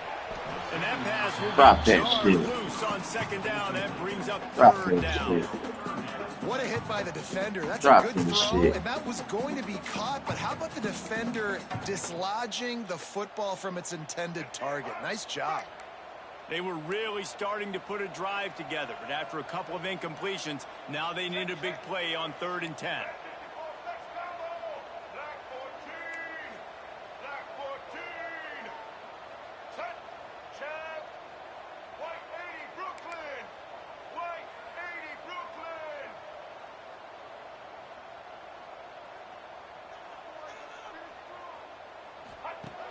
Trying play action. Throws to the wideout. Oh, pick that shit off. Knocked away by the knee. Tell you what, I don't know if the offense was expecting man coverage that time. 3rd and long in field goal range, you're expecting it to pick be it zone. off. Instead, they lock them up man-to-man, everybody on an island, and everybody won. They get the incompletion, now setting up 4th.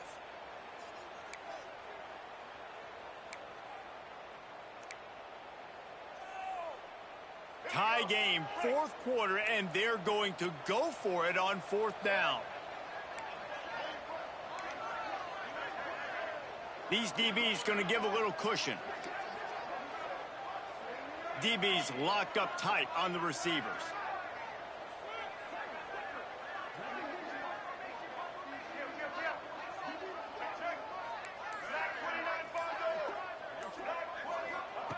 On 4th down, they'll pass for it.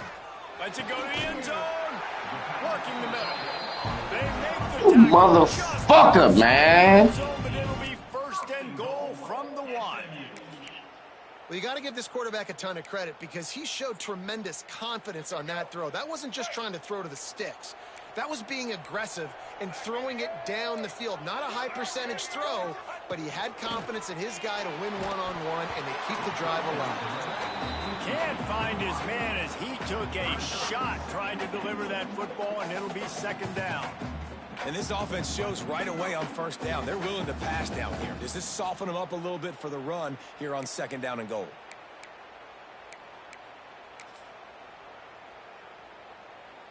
They'll try it again from the 1 on 2nd and goal.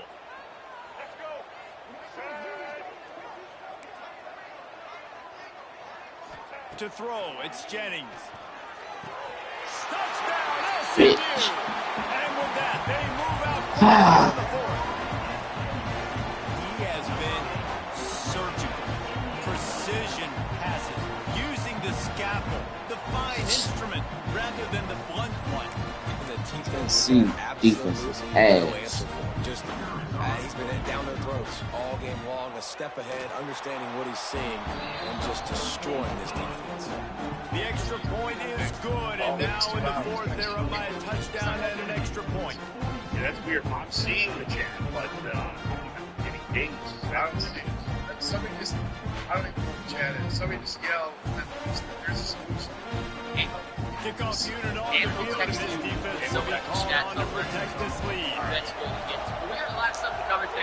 But it's before we do, Mike, it's Udinski, by the way. And it'll be a touchback. The ball will come out to the 25-yard line. Is wait for it, nasty work. Now, that's true, because I'm terrible at it. But one thing he's got worse than me is injuries. He has a longest driven. Tennessee ready to go to work the big orange offense on the field. After throwing the pick on the last drive, need to take care of the ball this time, Jesse. We're going to find out a lot about this quarterback right here, too. How does he fight through adversity after that last drive? Yeah, clear the mechanism, move on. That's a part of it, right? If you're going to be a great player, you got to learn how to handle these mistakes. It's on the clock. And the Volunteers with myriad options after that big pickup on 1st down. We've reached the 2-minute timeout, and time is of the essence for this offense to get things done. Extension, the Guardians, the Line Cavs getting playing set better on second basketball. down. Late, but we have to start with the latest in the head coaching search for the Cleveland Browns. First off, today brought to us by FanDuel, guys. The NFL playoffs have 1 game left. And he is snuffed out, greeted by a host of defenders. It's hard to run on a defense that comes off the ball like that, runs to the football like that. Big Good play luck, out, no payouts holes while the playoff. The balls are at the line, looking to convert on 3rd and short. And grab your profit boost back every single NFL game. Catch in the middle, it's Davis. Today. And he's brought down after a nice game. In person, in LA to start And it's on third downs like this. If you want to attack the middle of the field, you got to look for the tight end. Really nice route. Great job looking at football, and you can tell this quarterback really has a lot of confidence when he's in the pocket looking for the big fella, and they're able to hook up there. And a good job of coverage by that defense. The Bills' head coaching job, if Udinski doesn't get the Buffalo job, you move back as the Jaguars. See, your reaction to that Udinski is no longer in contention for the Browns head coaching position. Joining the likes of making side adjustments Daniel here. And Jesse Minter as coaches who have said thanks, no thanks, Brown. By the way, looking for a man. It's Aguilar. Quarterback now breaking the field. Oh, get rid of it! Incomplete. And you just got to know the situation of the game. I had wide open. You still got timeouts. You can attack the middle of the field. It's all out there for you. There's no need to panic. Because of those timeouts, you still have an eternity to get back in this game. That's caught. It's Jackson. Doesn't quite make it to the first down marker. He's a yard short. The run for the quarterback. Ah, no! It's over. Yeah, on the surface, this doesn't look great. Good game. The fact that 3 coaches now, Ah! and maybe we leave out Mike McDaniel because the whole process with him is. But the other 2 guys who are young coaches, Bullshit. First time opportunity, pull their name out and with Bullshit, man. Had that shitty ass playbook, that's why. For a second interview. And that shitty ass quarterback. Something happened in that interview. I would say he is. That quarterback ass. Because they're usually full. Maybe just in the end, He gonna keep. He's ass, man. That was Missouri. That sidearm slinger bullshit. Bullshit, man. You gonna probably play with SMU again, ain't you?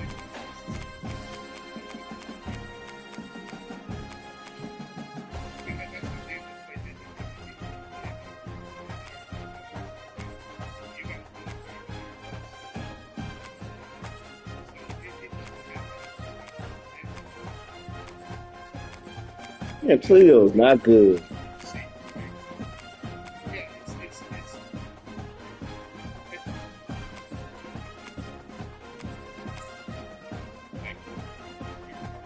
Yeah, that defense is ass. Fuck out of here. They defense. Look at that defensive rate. 76. Yours are 86. Man, fuck out of here. Little cheating ass.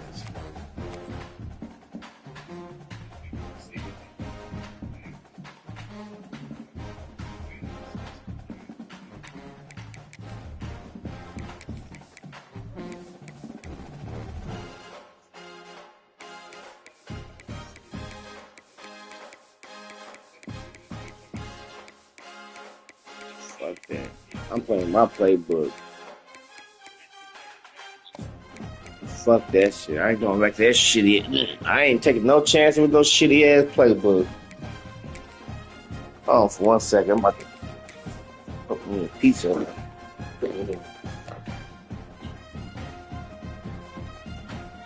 Get solid for it. I'm off.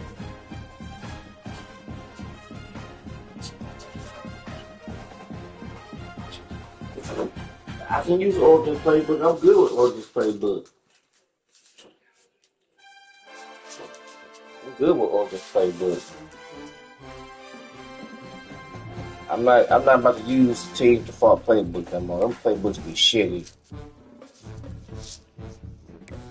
Tennessee playbook was ass.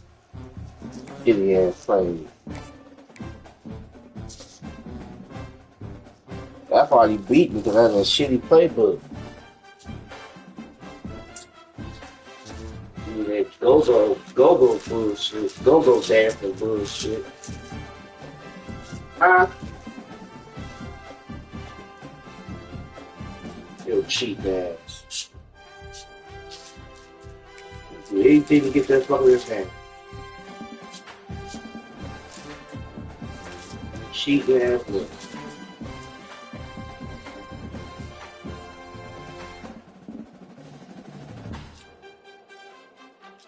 I don't want to hear this bullshit. Nope, stick it out.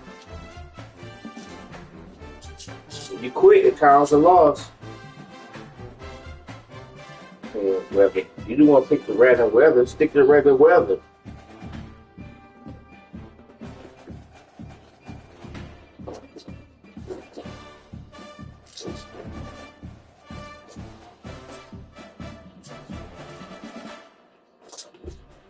You want to pick random weather and shit. Try to get to play in a thunderstorm and shit. Just cheap ass. Cheap ass nigga.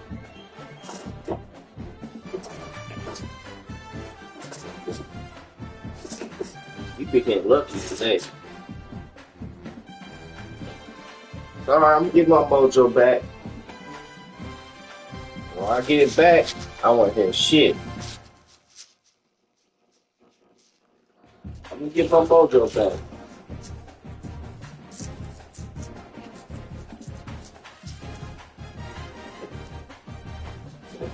I'm gonna get my mojo back. And you gonna get slapped.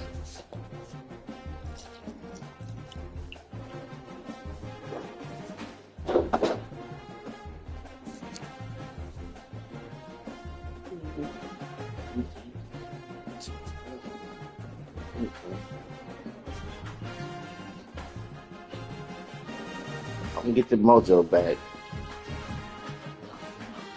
That fucking Tyree keeps saving your ass.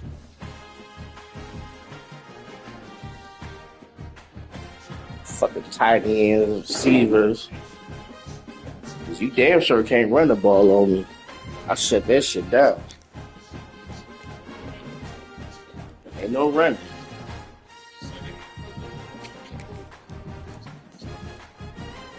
Oh. Let's talk about Nate Shield. How still feels like he's now top target for the round, and then it goes. There's the round tracks. No position in American sports feels the pressure or the weight on their shoulders like a quarterback.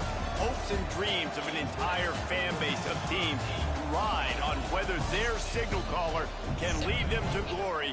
And boy, what a matchup of two elite dudes we have in this one. Glad to have you with us from Gerald J.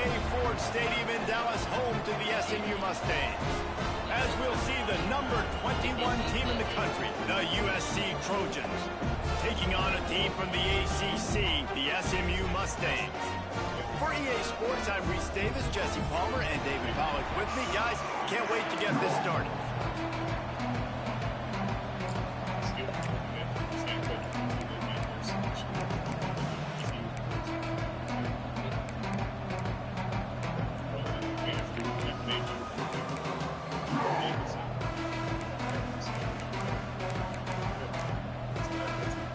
And the Mustangs will get us underway with the opening kickoff.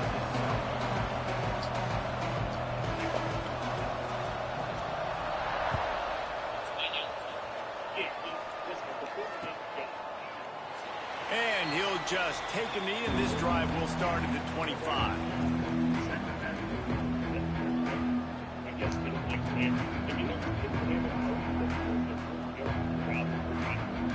You know, the Browns' job, as bad as it is, so is Arizona. and I guess so is the Raiders if you don't like Mendoza, if you don't think he's going to be a good NFL quarterback. I don't know that it's much better, but yeah, I mean, unless it's Fieldhouse that's holding it up. If this guy, I think we're all kind of assuming he's their top candidate now. I don't know that we know that, but Jason's heard from a couple of people that he's would be a great choice. We've talked about the fact that the coaching tree of McVay has been excellent. I got 2-star running back. Fit, the kind of things the Browns want to do. 2-star receivers. He's being okay with analytics. So I think it makes a lot of sense. Yeah, I mean, if they don't get it done by the end of today, then either we were wrong that he was clearly their top choice, or he still wants to consider other options. I think either of those things are possible. Hard to tell. Jewish, what do you mean on that? Yeah, exactly. I mean, if I do believe, is this the first candidate that they flew out to see? No, I mean, or did everything in Atlanta over the weekend? Oh, they went to So, I think that, Udinski, Schwartz, and Fieldhouse were the top 3 candidates. Basically dropped out of the mix. They had a second interview with Schwartz. And then Fieldhouse is the guy who played. Get it to your running back and let him go do the work. Rams were still playing. That's running back. Looking downfield on first down. Watch some of the stuff. I did a little homework. I got 2 running back stars, and I got some of these interviews. Some of the stuff that was not available about the way he talks about the game, his personality, his energy. He seems to be a guy that I can see vibing with Andrew Berry, vibing with some of the things. Obviously, as a passing game coordinator, does come with a set of a set of skills and actually an eye for offense. And that's what the Browns are looking for, right? They're looking for. Makes that one pay off, and they finally get him down at the 38 in the first down. Attracted to the front office. Pick up the first down on the ground like getting somebody who was entrenched in that passing game with the Rams to be able to bring some of that knowledge and some of that expertise to the Browns. Now, in this circumstances, if he does turn it down and say, hey, I want to take a look at some other places or whatever, then, I look at Jim Schwartz and say, that's the fallback situation. But even if they go back and forth with Fieldhouse, I do think that they'll still be patient with him in terms of the hire. Those guys, hopefully he gets a counter offer, they come back. But I do think if I was asked myself, the big time receiver involved early in the game. That's a huge key for this offense, no matter who they're playing against. But you can see with his size, not by much, but we'll see what they do when they go talk to him and if they can get him signed on the dotted line. If he come back today, obviously that would be that. And one other thing, I first mentioned his name a few weeks ago, and then it started getting a little traction. I just kind of poked around with one person who knows offense in the NFL and said, what do you like about him? And the response was basically, he knows how to both create explosive and consistent games in the pass game, and LA should have taught him, and by LA, McVay should have taught him how to marry that with the run. So they just feel like it's a well-balanced offense, and he can create some explosives. God damn! Consistent, just stay ahead of the sticks and marry it with the consistent run game. And we'll see. The thing that I'm concerned with any of these guys, it was my biggest concern with Udinski, and still a huge concern with Fieldhouse. It goes back to what we've been talking about. What I've been talking about for years is managing some of the fires that come with Korea. It's not about play calling. We want to make it all about play calling. We want an offense. Get it.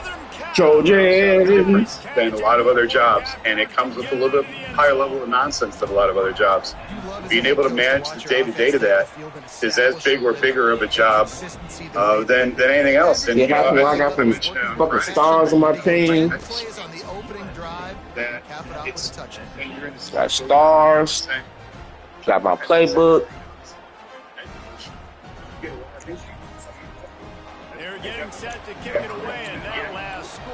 You got a star quarterback. I don't want to hear that bullshit. I want to hear that bullshit. Twinkle, twinkle, little star. He was looking for some running room, but not much to be found as he I only got 1 star on defense. So what's your excuse now? You got some thoughts on that? I only got 1 star on defense. You have no idea until you're in it. So watching the Rams Seahawks, knowing the Browns that they are. Nah, hell no. Think you fucking slick. Play overall passing is not that offense. But you can talk about how much that from McVay's mind, how much is the collaboration? They, Mike LaFleur, the offensive coordinator, Shieldhouse, the passing game coordinator, probably a combo of all the above. Which maybe overarching. And maybe he'll get back to the line of scrimmage, but no more than that. They run some creative stuff, G. There's no doubt about that. And by the way, Seattle does too. And I know we actually get an interview with Cleveland. I'm not quite sure what his status is as a head coaching candidate around the league for the other 4 openings. But Seattle had some really creative ways to Dak Jigbo, especially on that. What the Get his ass, man. The receiver taking the low curl, draw the defense in to have him slip behind him. I hate to say it, but watching that game just confirmed my thoughts all season. We were watching the Browns play a different. It wasn't the same sport. Like, we were watching a different sport. That's what happened with the offense. And it obviously helps the quarterback. Sam Darnold played excellent. Matt Stafford played excellent. But if Shieldhouse can bring some of that creativity to Cleveland, and they can figure out the quarterback situation, whether it turns out to be Shedeur and/or somebody else, it's kind of fun style of football. I think a lot of people in Cleveland are going to be craving for a while. But it's hard to do that when you don't have talent, which they don't. Well, that's what I said. You got to figure out the quarterback situation. Yeah, not just the quarterback situation. There's a lot more to figure out. The obviously the biggest. There's a lot more to figure out. Those teams that you saw last night are both loaded, all over. You know, they have big talent everywhere. It's hard. They make the tackle at the 22. I mean, well, as we said, that's a lot of steps to take to say, you know, Shieldhouse is behind an OC and an offensive head coach. I didn't say that was all him. It's a culmination of 3 offensive minds, though, and the other coordinator, or the other position. Right. But I like the energy. I'm all for bringing it. Like, here's another thing too. You got to have players, but your players got to get better also. You know, the guys that you got in your organization, they have to take steps. The guys that you have, you got to continue to develop. You got to add new pieces and parts to it. You know, it's a whole. When people talk about culture, that's the culture. The culture isn't just discipline or holding people accountable. The culture is, are we getting better or are we getting worse? Are we finding guys that fit what we're trying to do? And are those guys consistently striving to get better over a long period of time? And so, if you do have motherfucker, man. Solid. Go super and stop running and shit. Coaching staff getting them up to speed where now your floor is raising because guys are getting better on the roster. So, I like the creativity. I'll be interested in seeing if he is the head coach, how does that affect a situation where he's not calling plays now. So, oh my God, he's left them wide the fuck open. First time head coach calling plays. Call plays. What does it look like for the offensive coordinator? What are we doing with that? You know, does he get a play caller who is seasoned, or is it a guy that we don't know much of? So I think that goes into the situation as well. If he is the offensive head coach, what is his role going to be in the day-to-day operations? It's fair to ask, and it seems like if Shieldhouse is the guy, Jim Schwartz will most likely stay on as the DC. At least that's what the reports kind of indicate. Jason, I see you're nodding your head. Is that what you've heard as well? I mean, I mentioned this last week, but early on I sort of dismissed the Schwartz stuff and said, you know, I think we're making too much of it. I'm sure they're not actually forcing him on these guys. No, they are. With the young guys in particular, they work. Like it's pretty much known as, if you take this job, Jim's going to be your DC. And you can do that with young guys because they haven't really built out enough relationships to build out. Who's Grant Udinski going to hire as a DC at 30 years old? And Nate Shieldhouse, who's not been in the league for very long. How many connections does he really have to have a DC he wants to bring with him? So you can kind of push around guys like that. I'm not saying I agree with it. I think it's a mistake. I think it's wrong. But here we are. So, yeah, I think they are very much forcing Jim. And that's the other thing that you've interviewed Jim twice now. for the head job. If you don't give it to him and you bring him back as the DC, you have a recipe for. Feels like a power struggle. You hope it doesn't come to that, but it wouldn't be the first time that's happened in that building. But you hope it doesn't come to that. It would be the best way that I would say. Wait, Schwartz is how old? Schwartz, 59? He's around. So he's 25 years older than Nate Shieldhouse, if that's the case. I'm looking up his age right now. Schwartz was born in 66. Yes, he turned 60 this year. So he's 25 years older than Nate Shieldhouse. They end up giving it to Shieldhouse and keeping on Schwartz, defensive guy. I'm sure he'd have carte blanche to run the defense however he sees fit, however he wants, kind of like it's been. I got weapons now. Is how he's been doing it for the last couple of years. Had good success here in Cleveland, but it definitely, I feel like, would be an interesting dynamic with a young head coach and an established former NFL head coach. Yeah, it's critical, David. Listen, a lot of times touchdown passes aren't thrown into the end zone. You've got to read the coverage, hit the open guy, and so thirsty to stop their run. And the PAT gives them a 14-7 lead.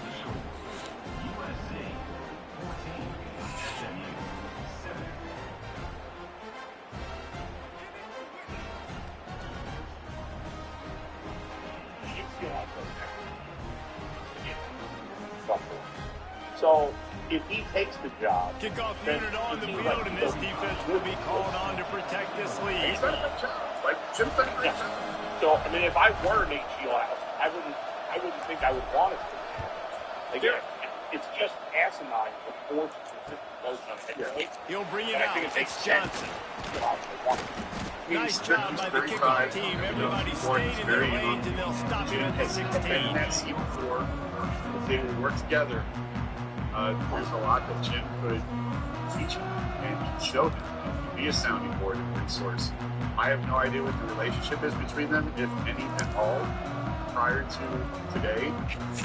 So we'll see. Like it could be a good thing. I don't know that it's not that it's a bad thing. It's just the idea that this is the way it is. That if you take this job, you have to bring it along. I just don't. Off the play fake on first down, wants to throw. Unloads it well. He's got it. And he picks up enough for the first down. We'll see if they get another snap here in the first quarter. I think sometimes it's about the way you phrase it, and about the way you position it, you couch it. If you come in and say, we have the early makings of a quarterback duel, as these stats will show you. They've swapped into the field, and we're ready to go in the second. This ain't even, I don't get no say-so. However, if you're a smart, intelligent individual, you get into a position where you know there's going to be a bunch of new things and different pressures coming from everybody, everywhere. You're supposed to look at certain things as, right? That's why they take personalities, right? So after the break, they'll go back to work. Looking downfield, it's Jennings. Lost one deep down the right side. Man, what the fuck? He'll be brought down at the 3-yard line. These corners is ass. Well, this offense has shown you it doesn't take a lot of time for them to generate explosive plays through the air. Big completion on the previous play. They take another shot and hit it, and they have completely flipped the field. The Mustangs are threatening on first and goal. He's looking to throw. What the fuck, man? Quick strike through the air for the score. And they cap off the drive with a touchdown, throwing the football. In the last play, they got the explosive. They get right back to the line of scrimmage and dial up another one. Great work by the quarterback and his target being on the same page. These last two plays, throwing the football, man, it doesn't get any better than that. And the extra point was good as they finished the drive. Kickoff unit is out there again, and this crowd is feeling themselves after that last drive. And trying to figure out the best way to get this offensive game. And it'll be a touchback. The ball will come out to the 25-yard line. Hey, let's talk about this real fast. Let's put it on. It's not get this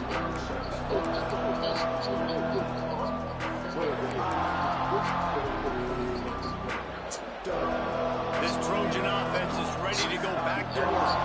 These two defenses have had their heads spinning here in the first half, and now we might even see a little more. The fuck with this slide shit? Back and forth. This is like two heavyweights just trading blows, David. What does this defense got to do to get a stop here? I tell you what, man, when you're giving up points like this and you've got that momentum, you've got to find somebody that can make a play to create something. And listen, if they're scoring anyways, let's be aggressive. Let's blitz more. Let's make sure we're making them feel discomfort in some way, shape, or form. They'll keep it on the ground. Really nice job to squirt his way up to the 31-yard line. It's got to feel good as an offense knowing that early in the drive you can turn around and hand it off, get a push up front, and go get positive yardage. And the Trojans come to the line on third down, trying to keep this drive alive. To the air. It's Mayava. Last night. Got his man quickly. Thank you. He gets those chains moving, gets it out to the 42-yard line. Jason, I'm Friday. They got the big fellas out there. A 3 tight end look on 1st and 10. And you said you didn't think they were bringing anybody as just a throwing. The give is to Miller. And I think they'll give him 2 on that one. 2nd and 8 coming up.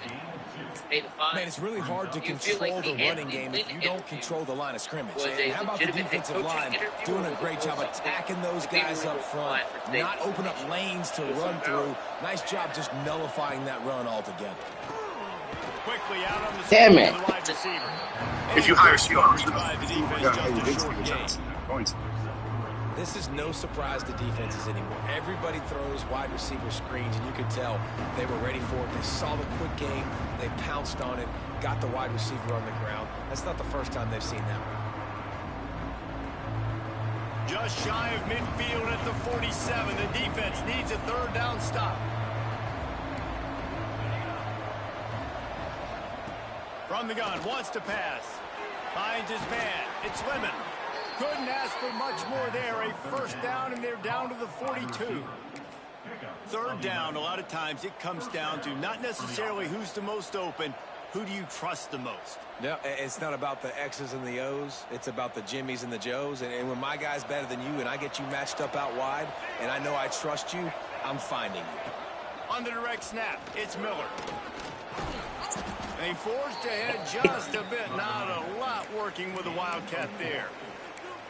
And I kind of like how the running back didn't mess around. Like, just get downhill when you see an opening. A lot of times they close so fast, man. Be decisive, stick your foot in the ground, pick up 3 to 4, and we are not going to complain. Off play action. Throws for the tight end. He's got an open man. Thank you. He motors into the end zone. Touchdown, Trojans. Man, this guy is an elite tight end. Weapons, baby. He keeps making plays like this.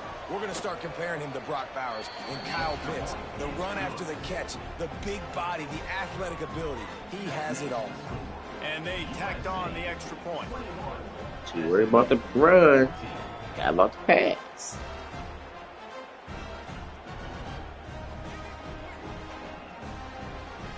They're coming out to tee it up for the kickoff, and that last score was a real buzzkill for this crowd. He'll take the return and try to improve the field position. Didn't find any crease in that kickoff coverage, and he'll be stopped at the 17. I want to make sure my mid-level management is completely strong, bought in, locked in, understand what the objective is, so that now I can deploy those guys and I can focus on what it is at hand and doing in the beginning. The SMU offense is headed back onto the field. They'll try to answer that last score with one of their own agents here to tie the game with a touchdown. What the fuck, man? Setting up my defense. Work his way and take total view of everything as he gets older in the season. So I think that he will be a part of the staff. It'd be a great hire to have him on the staff. And I do think that they do bring him on. It was a meaningful interview right now. He's running backs coach. I could foresee them giving him a title boost, a little bump up, and making him a more integral part of, whether it's offense or defense. But I think it was a good move, and I think he should be part of the staff. there's a lot of assuming he's going to be part of the staff. He couldn't be the head coach. I don't, like this. Why would you bring him in this late in the process if you really want him to be the head coach? Well, by your early targets, he should have. Maybe he should have been. I mean, he had more success as the head coach than Jim Schwartz. I don't disagree with that. I'm just looking at the timing. Yeah, yes, it feels like maybe this was just done to qualify for the Premier League. I hope that wasn't the case. He should be a legitimate candidate. It's kind of weird that nobody's ever talked to him, although nobody really talked to him before either. He's almost on but he has his career coaching record is 1 game over 500. Certainly a lot better than Jim Schwartz. He's 500 Chargers, won an interim game with Buffalo. And he's, like I say, he's been around the league for 25 years. He has been in 10 different organizations, including the Browns. He was here under Romeo Crennel. He was the running back coach that had a really great year the Browns had with Derek Anderson. Where I think it was Jamal Lewis had a big year offensively in 2007. So he is certainly should be. Even though they brought him in late in the process, and maybe they weren't being, maybe, you never know. Who knows what he says in these interviews, and maybe he gets on the radar. And I think, maybe if they end up hiring Jim Schwartz, which to me would be disappointing, but maybe they bring in Anthony Lynn as the offensive coordinator. And he's working on his whole career. Here's the one thing that I don't know if you should talk about, like Shieldhouse and Rolodex and his contacts and everything. I hope he has somebody. This is one thing I've learned from doing this a long time. Every coach, it doesn't matter the sport, needs one guy on his staff that he knows has his back. Yes. Under any circumstance. He's not out for his job, because that happens a lot. It happens more than people realize, that you get guys that are trying to undercut and they're trying to climb, and they'll throw the guy under the bus, and they'll you need one guy. Tony for years in baseball with his bench coach. Ty Lue had it with Larry Drew. Mike Brown had it with quarterback held on to it and let the rush get to him. Offensive lineman got out in position, and the running back sold it too. Once he had the ball in his hands, he just had blockers. That's a good question. Out in front of him. There's a guy that's with him from Brooklyn. I'm drawing a blank on his name. He's been with him every stop he's been. Okay, there you go. So every coach needs it. Yeah. And for Kevin, actually, I think it was Callahan for a while. I think it was Bill Callahan for a while was sort of his guy. Trevor Hendrick, sorry. Okay. Trevor.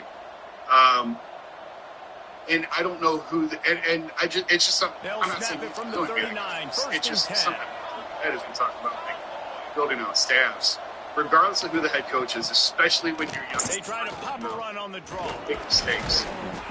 You need somebody you can trust, somebody you can rely on, the sounding board, who you know has your back through thick and thin. And that's what made me think of it was Larry Drew being that for Ty Lue. Larry was a guy who was a former head coach, didn't really want to do it anymore in terms of being in the head seat, and was Ty's guy through thick and thin. And Nate needs that guy. If it isn't, if it's Schwartz, you need that guy, but it's not as critical when you're 16. You've been doing as long as he has. But when you're young and first starting out, you really need that guy. So I'll be curious to see who he brings, how they build out the staff, regardless of who the coach is, and sort of who that guy is. Mary Kay, as we were talking about, she's just suggesting, and it makes sense, that if Shieldhouse got the job, like bring Rams quarterback coach Dave Ragone, who's from Cleveland, with him. Maybe he would be that guy. Shout out to Dave. I played this. Hey, we're getting close to halftime, and it looks as if the big fella against Dave Ragone over the highlights. Yeah. He is open. Yeah, I know him from Louisville, but I didn't know he was a ton of catches already early in this ball game. Plus 2 games in the NFL and finding the Texans in 2003. The option 20 for 40 for 135 yards. God damn it. Well, you guys ready to talk about the report from Tom Pelissero? Then I know Yeah. Stirred up a lot of controversy this weekend. Before we do that, I just want to say thank you. We got 4,000 people watching. 4,000 people logged in on Snow Day, all across Ohio, all across the great country. Nice job being dialed in. UCSS on our show. We appreciate you guys. Hit the like button. Hit the subscribe button. Help make UCSS as big as we can. Appreciate you guys for tuning in, even if we were unable to make it to the studio. In case anyone missed it, Tom Pelissero was on the Rich Eisen show on Friday. Oh, I had my tight end wide open. I ain't see you, man. My bad. What was said, you will hear it exactly. This one will be tough. 3rd and long. There you go. Tom Pelissero was on the Rich Eisen show Friday, describing some of the intricacies of how the Browns are handling their interview process for their open head coaching position. So this is from the Rich Eisen show on Friday, Tom Pelissero. Jimmy Haslett bristled at the Browns front office operation being termed dysfunctional. That said, we're sitting here the Friday before championship weekend. The job is still open from the first Monday of the coaching cycle. Word is they are not duty rule compliant. They cannot hire somebody right now. The Bills might be looking at somebody that they want to hire. The Bills are already duty rule compliant. Thank you. Their job's been open a fraction of the time. And we're reading about people pulling their names out of consideration for the Browns head coaching job. What is happening here? First of all, I would say Andrew Berry is the last person who is just going to interview somebody solely to fulfill the rule. Right? If he's conducting an interview, he wants it to be with someone who's a real candidate. Mike McDaniel would have fulfilled that. He decided that he just didn't want to follow through on that job coming off of his initial student here. So that's one factor. You're right. They're the only team that has not conducted a single qualifying interview. That'll change or is scheduled to change next week when they have a second interview with Nate Shieldhouse from the Rams. I would just say this. The Browns' search process and interview process, which they have run a number of times, is unlike any other in the NFL. And it plays to certain types of candidates. They are a data-driven operation in Cleveland. And so they spend an extraordinary amount of time gathering data on their coaching candidates. You're talking about taking a personality test. You're talking about writing an essay. You're talking about completing homework assignments going into both the first and the second rounds of interviews. It plays toward the types of candidates that they have in the mix, which is very, very smart people in a lot of cases that just often happen to be tall, thin guys who came from Ivy League schools, so that's certainly not a requirement. That's the type of candidate generally that would fit into a data-driven environment. So there's a written test. Really? Like they want you to write an essay? This is why I want to be the coach of the Cleveland Browns? Or questionnaires, a multi-part essay, a personality test, and then additional homework assignments if you get through the first round to get into the second round. And the answer can't be Google me? Like you can't go Signetti? I know I'm being flippant, Tom, but that to me, I don't know. You're hopping around the country, interviewing for jobs, kids, spouses, boxes you need to pack because you've hit the road and you're going to sit down and write an essay. You know, like imagine then when certain candidates decide not to follow through on interviews, part of it may be that it's more than just show up in a nice suit and answer questions in the room. And that speaks to how the Browns organization operates. Paul DePodesta got there 10 years ago. He built out a massive data and analytics department. Those people have a strong voice in everything that the Browns do. There is a lot of once you're on the job with those conversations. And so the interview process is a preview of that. So we'll see what direction their search goes. Again, Grant Udinski, Nate Shieldhouse, two big brain dudes who, again, happen to be tall, thin guys. They both are in the mix. Udinski's there now. Shieldhouse expected to interview on Monday. If it's not one of those two, then the other candidates that we know of as of right now are Jim Schwartz, who's the defensive coordinator, who they want to keep regardless, and Todd Monken, who does not fit in any of the categories that I just mentioned, other than he's a very intelligent guy who's run successful offenses. in the NFL. I would tell you, Rich, the sense is the Browns are very intrigued by the Udinski and Shieldhouse possibilities because they're both guys who are just turned 30. He's in his first year as the Jaguars OC. He's unbelievably brilliant. Shieldhouse is in his mid-30s. Was at Iowa State most recently with the Rams. Those guys fit the pattern.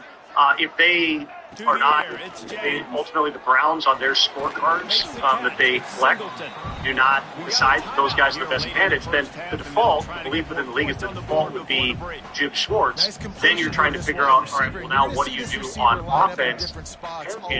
Who is willing to take that offensive coordinator job? There's just a lot of steps in the process, Rich, but the Browns, this is not new. They've done this for a long time, and it's just one high-powered coach said to me the other day when we were going through the list of all the openings. Their process is different than everyone else's. About what's going on. I mean, they already built a deficit. So, Bull, Browns is the Browns. What do you make of that? Something going on this offense listen, it's easy to pile on and say, well, if the Browns are unique, they're probably doing it wrong. It's probably stupid. And that's the problem. Now, you could argue that, at least for a time, I thought they got it right with Kevin Stefanski. Maybe the process didn't work with him. The coaches they hired before that, not so much. But in reality, well, I don't know this for a fact, but it seems like they went full data-driven when in 2020, or 20s. 2020, Stefanski and Berry came in. That's when they went all in the data. So I still probably think it's stupid. If the Browns are the only team doing it this way, it's probably wrong. I also think it's ironic that everybody thinks Andrew Berry loves Shakur Sanders, and yet Tom Pelissero is telling you, well, they do everything data-driven more than any other team. And the data is not good for Shakur Sanders. The only thing good for Shakur Sanders is the eye test. There have been some things that are good. But in terms of the data's terrible. So that doesn't compute. But in terms of just the coach stuff, yeah, I mean, I have a little trouble trusting that the Browns are getting it right and everybody else is getting it wrong. The Mustangs have the ball back and ready to go to work. Jason? They got a lot done through the air in the first half. I'm not going to kill them for this. I know, again, it's easy to talk on them. And people had a field day punching down on the Browns for 4 weeks. How Browns is gone. And part of it is I kind of knew that they were going to struggle with this coaching search. I told you guys that. There's a lot of people that get turned off by this job. But in this instance, like a couple things can be true. And like if this was the Eagles, the Patriots, the Ravens doing this, everyone would think really right. Because it's the Browns, everybody makes fun of them and laughs at them and says, oh, it's just the Browns being the Browns. The reality is, if they're following the same process that they've followed in the past, that's the process that led them to Sean McDermott and Kevin Stefanski, and instead they hired Hugh Jackson and Freddie Kitchens. So the process played out. I don't think now with Sean McDermott having success here, no, probably not. But that's what this process pointed them to with Sean McDermott, and then Jimmy went full Jimmy and hired Hugh. And this process led them to Kevin, and Jimmy Dorsey went full Dorsey and hired Fred. So I don't know that necessarily it's a bad process.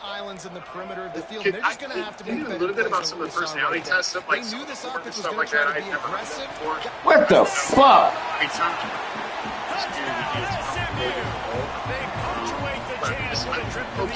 Shout out to a couple of executives in the NFL and the NBA to sort of say, like, hey, is this normal? You guys do this? And I got a little bit like, yeah, we do a little bit of personality testing and stuff like that. With the Browns, you also have to look at who they're. Are they going to make John Harbaugh do Marcus Gasol a personality test? You kind of know who John Harbaugh is, right? You know who Jim Schwartz is. But some of these guys, like, who knows who Brandon Udinski is? Who knows who Nate Shieldhouse is? Like, when these guys are real young like this, you kind of need all the information you can get. And the best answer I thought I got was, like, data's good, data's important, but it kind of looks like, and this person was by no means ripping the Browns. This was not a making fun of the Browns. It was if you're doing all this, I'm not sure that you know what you're looking for, because it's hard to find leadership on a test. leadership, you're not going to be able to evaluate leadership based on answers on a piece of paper. Like, you kind of have to see it. And as we talked about, leadership is a big part of this job. It's sort of managing the fires that come with being a head coach. And it's hard to quantify that on any sort of test. So I'm not going to kill him at all for this. Because I think it has borne fruit in the past doing it this way. And so I hear what they're saying, like, I don't know if they know what they're looking for, but at the same time, I think the process that leads to Sean McDermott was correct, and I think the process that led to Kevin Stefanski was correct. So I'm not going to kill him. Yeah, I didn't know what Rich was, when he said, I got to do all this stuff. You can just Google it. I'm like, well, the NFL has shown you for years and years and years that they do this all the time. Like, regular players come to the combine. You know what they do? Interview. Personality test. You know what they do? Training. They run. They do a mix of different things. As a matter of fact, what people talked about with Shedeur Sanders was his interview process. He said, hey, we gave you a playbook. The Giants gave you a playbook. You were supposed to find the incorrect notion or incorrect play in the playbook because we put some faulty plays in there to see if you really had digested and talked about it and looked at it, and he didn't know what the play was. He didn't, so that moved him down. His interview process alone moved him to the 5th round. So the reality is the NFL has always been about showing people and being about, hey, putting you through a battery test. Not only that, but they ask you crazy questions. You know why they ask you crazy questions? Like, hey, what sexual orientation is your mom? Because they want to know what your temperament is, your disposition. If you are a first-time coach, you've never called plays, you don't have a Rolodex of people who can vouch for you. You just got here 5-6 years ago. And I'm going to make you the de facto leader of my organization. You're damn right I'm about to sit you a personality test. You're going to get a math test, an essay test. If you're ready, you can just throw it in ChatGPT if you just want to just say, like, here you go. Change a couple things right there. For me, I think a lot of people are kind of like, I don't know why. Wow. When I was in corporate America, every single job that I ever had a presentation that I had to present based on a corporate problem that they had in their infrastructure, a personality test, as well as a math competency test. If you didn't pass the math portion, you didn't even get the second interview. It was just what it was. Like, so these are all things that I think are kind of overblown a little bit. And clearly, if you're hiring a first-time head coach for a job that gives generational type money and is going to be the most powerful position besides the general manager or the owner, they expect you to have to do a battery of things to prove that you're ready for that type of position. Well, I guess you guys now think the Browns are the smartest organization in football because... No, I didn't say that. I didn't say that. I mean, but if this is, and again, I don't have a huge problem with it, but again, they let him Sean McDermott, Kevin Stefanski. I don't think Sean McDermott's anything to write home on, but he's better than Hugh Jackson. 98 and 50 in his career. I know a lot of that's Josh Allen, but I mean, come on. What the fuck, man?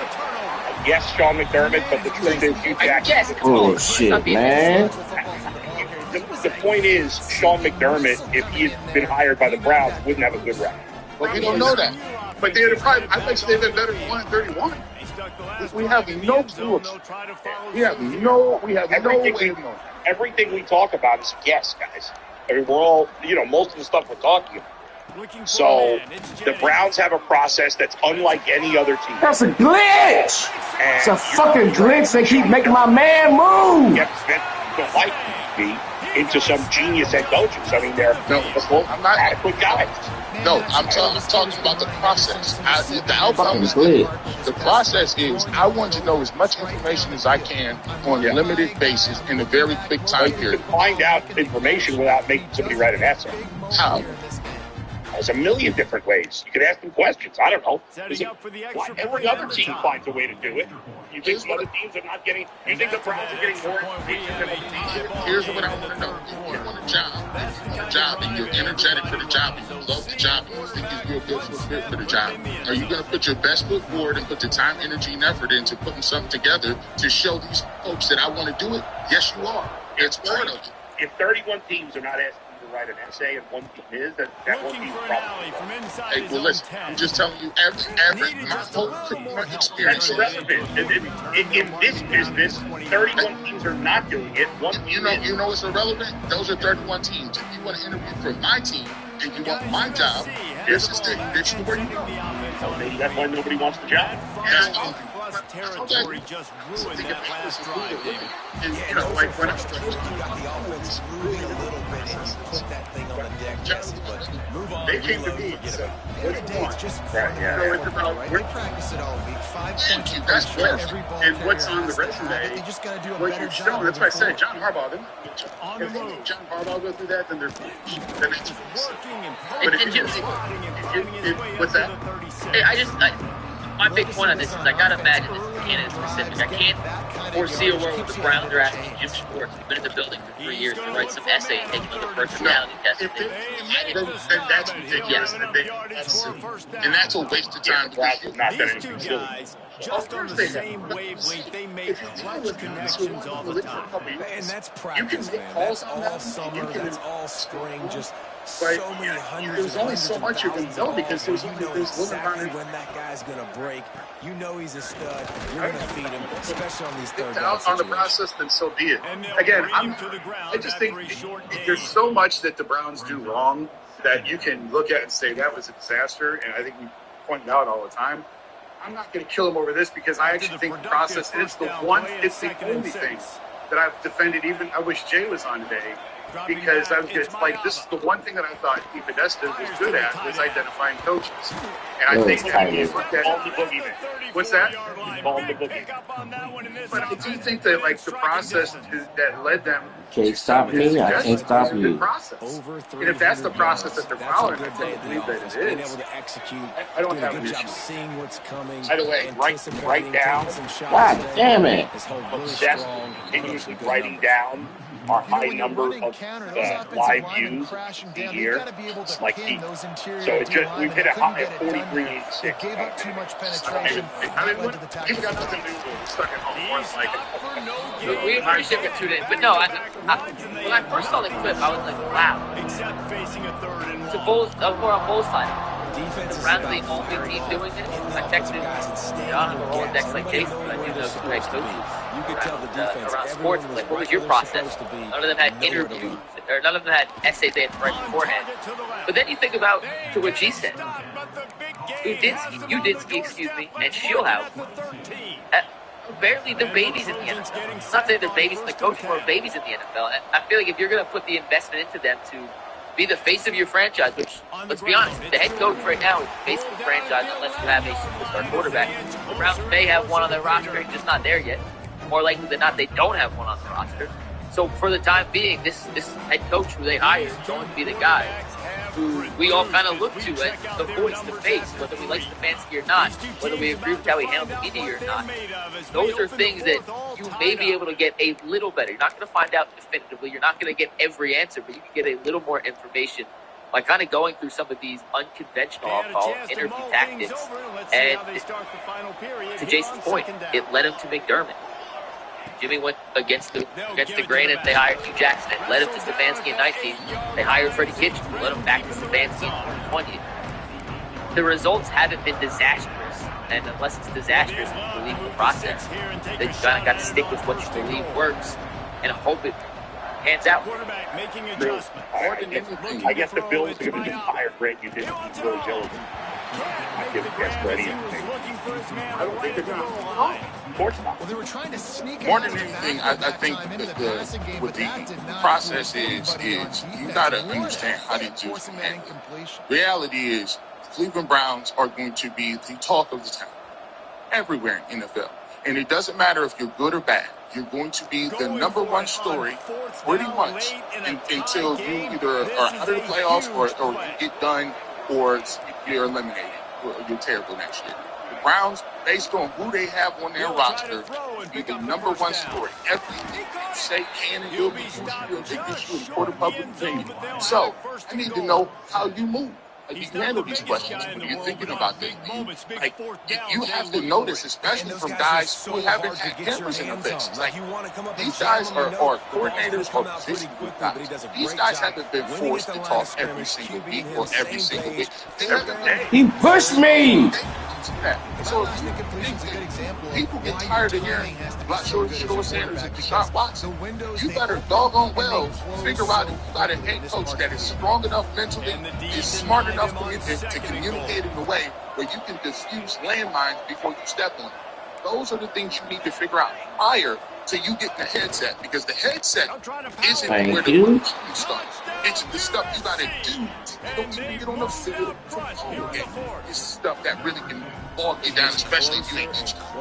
We'll just say there's probably better ways to find out that information from people than writing an essay. They're not going to have to write an essay ever once they're at. Well, let me ask you this, or Jason, you go first. I got to I don't know that we know. Write an essay. Like, are we sure that they are? The phone based on what Pelissero said. That is what they mean when they say their process is probably unique than everybody else. It's a double-spaced 1,000 words. You know, cite the sources. An auspicious start with the kickoff out of bounds and great field position for this offense. I thought it was a good point that a paper is not necessarily going to show you who good readers. And so in that, I think you have other work to do, but information is not a bad thing. Of course not. I don't think it's bad. So this is a basketball coach, but I happen to be very good. Back to throw, it's Jennings. Head coach of a professional basketball, and he was hired in the last 3 years. And his interview process went like this. I'm just curious, show you the two different ways, and if we're going to take Pelissero's word for how the Browns do it versus how this other team does it. So he had two virtual interviews, basketball Q&As. They asked him to present his philosophies, how he's running offense, how he's running defense, etc. He came down to being one of the two finalists for the job. This team flew both finalists to the city, did not tell them what to, they just said it's going to be an all-day thing. Yeah. Just come ready. They get in, the first thing they did was they sat down. Yes! Take that shit on. And they said you have an ATO. There's 2.5 seconds in the clock. We need a bucket drawn up right now and explain why, who's where, and why you run it like this. That's standard of NBA. Then they went out to the court. Then they had a developmental league player and said, put him through a 20-minute workout right now. Shooting, defense, and it was all in person, on the fly, no preparation. You want to see how you react in the moment, those kind of situations. And then they kind of sat down and had a, how would you handle situation X? How would you handle situation Y? If this player got arrested, how do you as a coach handle it? And that was the 3-part in-person session for their interview, and they ended up getting the job based on how they did. Would you prefer both in that scenario? I know it's football to basketball. I think that makes a lot more sense than writing an essay. But whatever, it's not that big. I don't need to go on. I'm sure that part is also part of the process. I mean, in the NBA, Mike and I have talked for years since the invention of the show.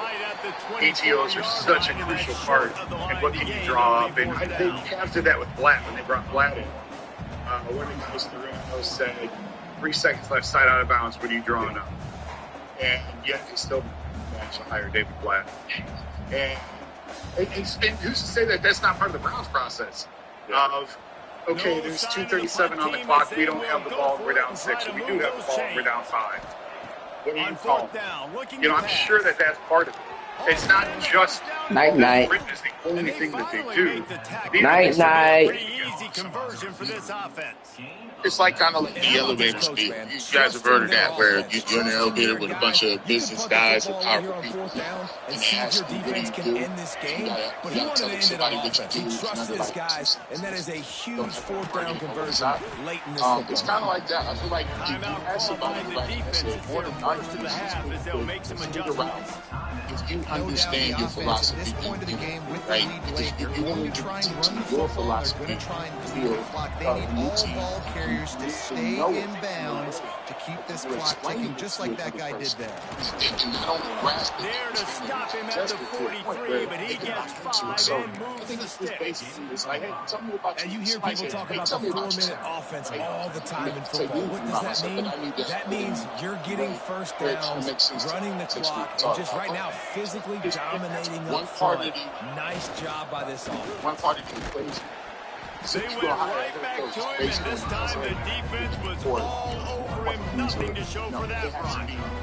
I know you took a loss on first down there trying to run the football. You've got to continue to run the football. This is a big challenge now for your offensive line. I showed Those this guys to up front. Adam and Mike, but I You've got to did text find a way against one the defense that former knows you're going NBA to do exec who has been in a hiring role. Now the play And I fake. sent him a sorrow clip and said, what do you think? And he said, well, no wonder they haven't traded Giannis yet. Incomplete. That was a physical matchup there. Third down coming. By the way, guys, of the secondary on defense, that defender got to the football, was able to separate the receiver from the ball, and did it legally. All right, guys, let's get to our next topic. It's brought to us by FanDuel. The Super Bowl is less than 2 weeks away now. FanDuel is giving us even more ways to get on the action right now. Every NFL playoff game making checks. Sunday is a day that FanDuel users can get a profit back waiting for them inside the app. You dropped that.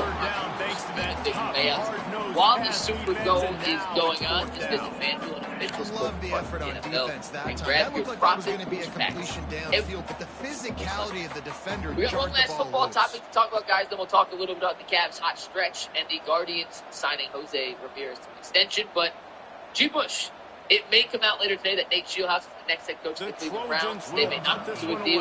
We may not find out who the next head coach is for a few days. So I wanted to ask this before we got there.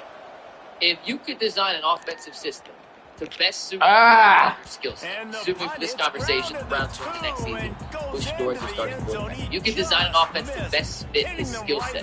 What do you think that offense is? It'll come out to the 20. Well, I think the offensive system, despite what people say, I think that offensive system would be based on.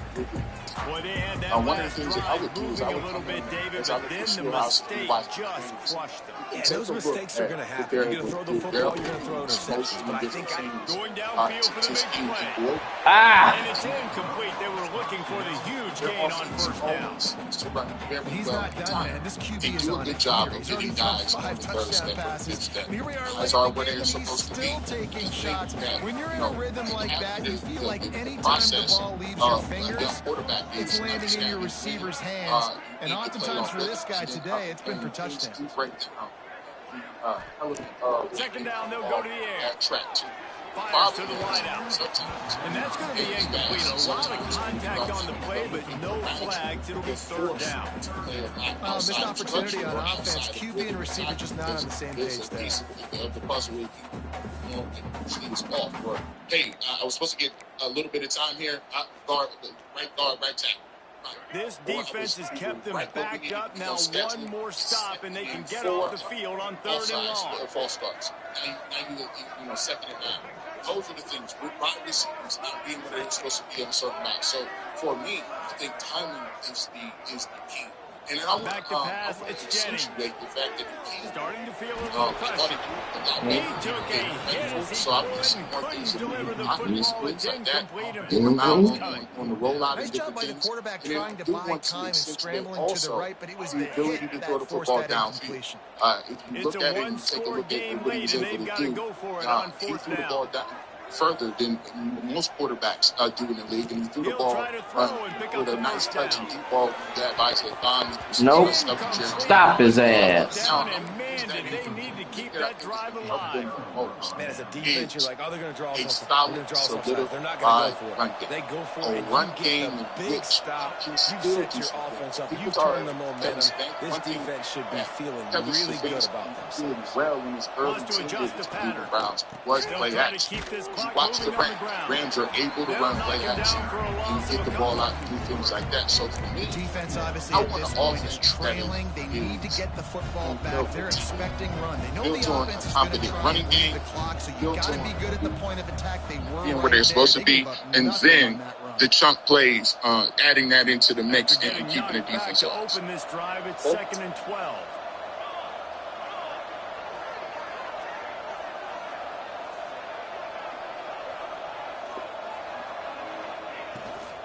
Out of the gun, the inside handoff to the running back. They'll put the brakes on him at the 21, give him a yard. 2-minute timeout arrives and this defense desperately needs to get the football back.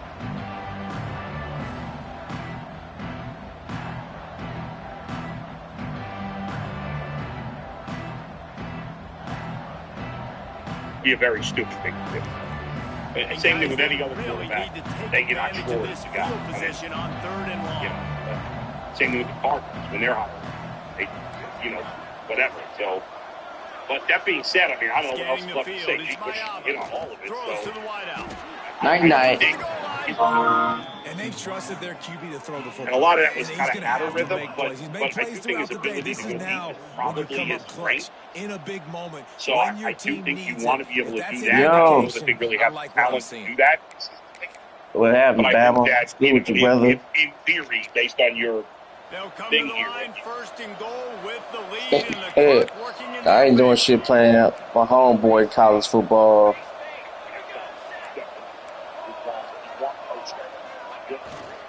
They'll try to get it in with the run. Had to get some revenge on his ass. All the way down to the 3, and the defense is reeling. Defense uses a Playing somebody? trying to get that ball back and preserve time for their offense. They've got it down to the 3. Now it's 2nd and goal. The guy who's talking was not a big short. Alright, I'll play you after I'm done with this. It's complete on the right side. He's down at the 1, and they almost had the touchdown pass on that one. I like the aggressiveness by this defense. You got to play tight on the wide receivers. There's not a lot of space on the field. You got to be aggressive, and you got to make tackles. Will they be able to get that 1 more yard and stick it in here on 3rd down? On the ground, going for the first down with the give to the tight end. He's not going to get there, and this defense really needed a stop like that. So it's got to get out called there by the defense, desperate to get the ball back and save as much time as Y'all in possible. the game? Here we go. Yeah, I'm in the game. I guess somebody else. Punching a touchdown on 4th and goal. From the gun, looking for a man. Yes, it's over. 4th quarter is over. I just scored. It is over. And late in the game, offenses sometimes get conservative when they got the lead and they got the ball. I love this offense. They were aggressive. Nah, not yet. Still in the game, bro. There's 1 minute left. Now you're trying to salt this game away. It's about to be over. And the extra point is through, and they have a 2-touchdown I know. 14 in the 4th. So they get it on the edge of the red zone and go 20 yards. I ain't never played him. It was capped off by a 1-yard. I just sent through the bar. Yeah, I ain't never played. So a lot of the offensive system Pete. relies on the talent around you as a quarterback. Kickoff unit on the field, and this Pete. defense will be called on to protect this lead. Yeah. Why you so quiet? He's locked in on a certain. The returner will field it. You was quiet while I was in there. So many of them. Oh, this Bama and his people. Bama is my friend Pete. As much as you want to see, you should know quarterback throw deep up in the game. It's just not good. Yeah, they like to play Madden and shit. Kind of RPO, shot. Yeah, he played Madden. Shots. It also protects your offensive line. He played Madden. It's hard as a pass rusher to get that far of field if it's getting out of I hand. told you, man, I gotta get my revenge on your ass this time. I do. I can't believe I'm saying Daniel Jones. I gotta get my revenge on you, man.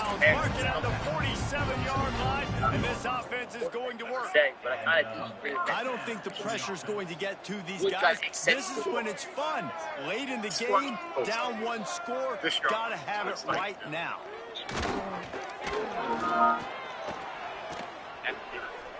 Come on, really? He's taking a deep shot late in the game. And here's the 3rd interception of the night. That's the way this defense wanted to wrap it up. Make a play themselves, finish off the game, and the offense can kneel it out from here. To another coach, right? When you are sit through the party, one of y'all doing. Able to scrounge 3 yards out of that one somehow. It's 2nd and 7. Really nice job stopping the run, but the problem is you have 0 timeouts left. Cannot stop the clock right now. This game is over, man. This has got to be excruciating for them. They know the offense is just going to take their time before they snap the ball. Hey, your express. Running back searching for a hole. That is a big win for this defense as they were right there as soon as he got the ball. And that's exactly what I want from my offense. Like, listen, they're out of timeouts. I want this clock to tick. Now, we have seen some college coaches across college football continue to run the football and also give up the football and give a gift to the other team. This one's over if I just take a knee. Plenty of fireworks in this one. A lot of points. They always talk about having the chalk last. It's going to get better. Well, you know, how you get better. I'm about to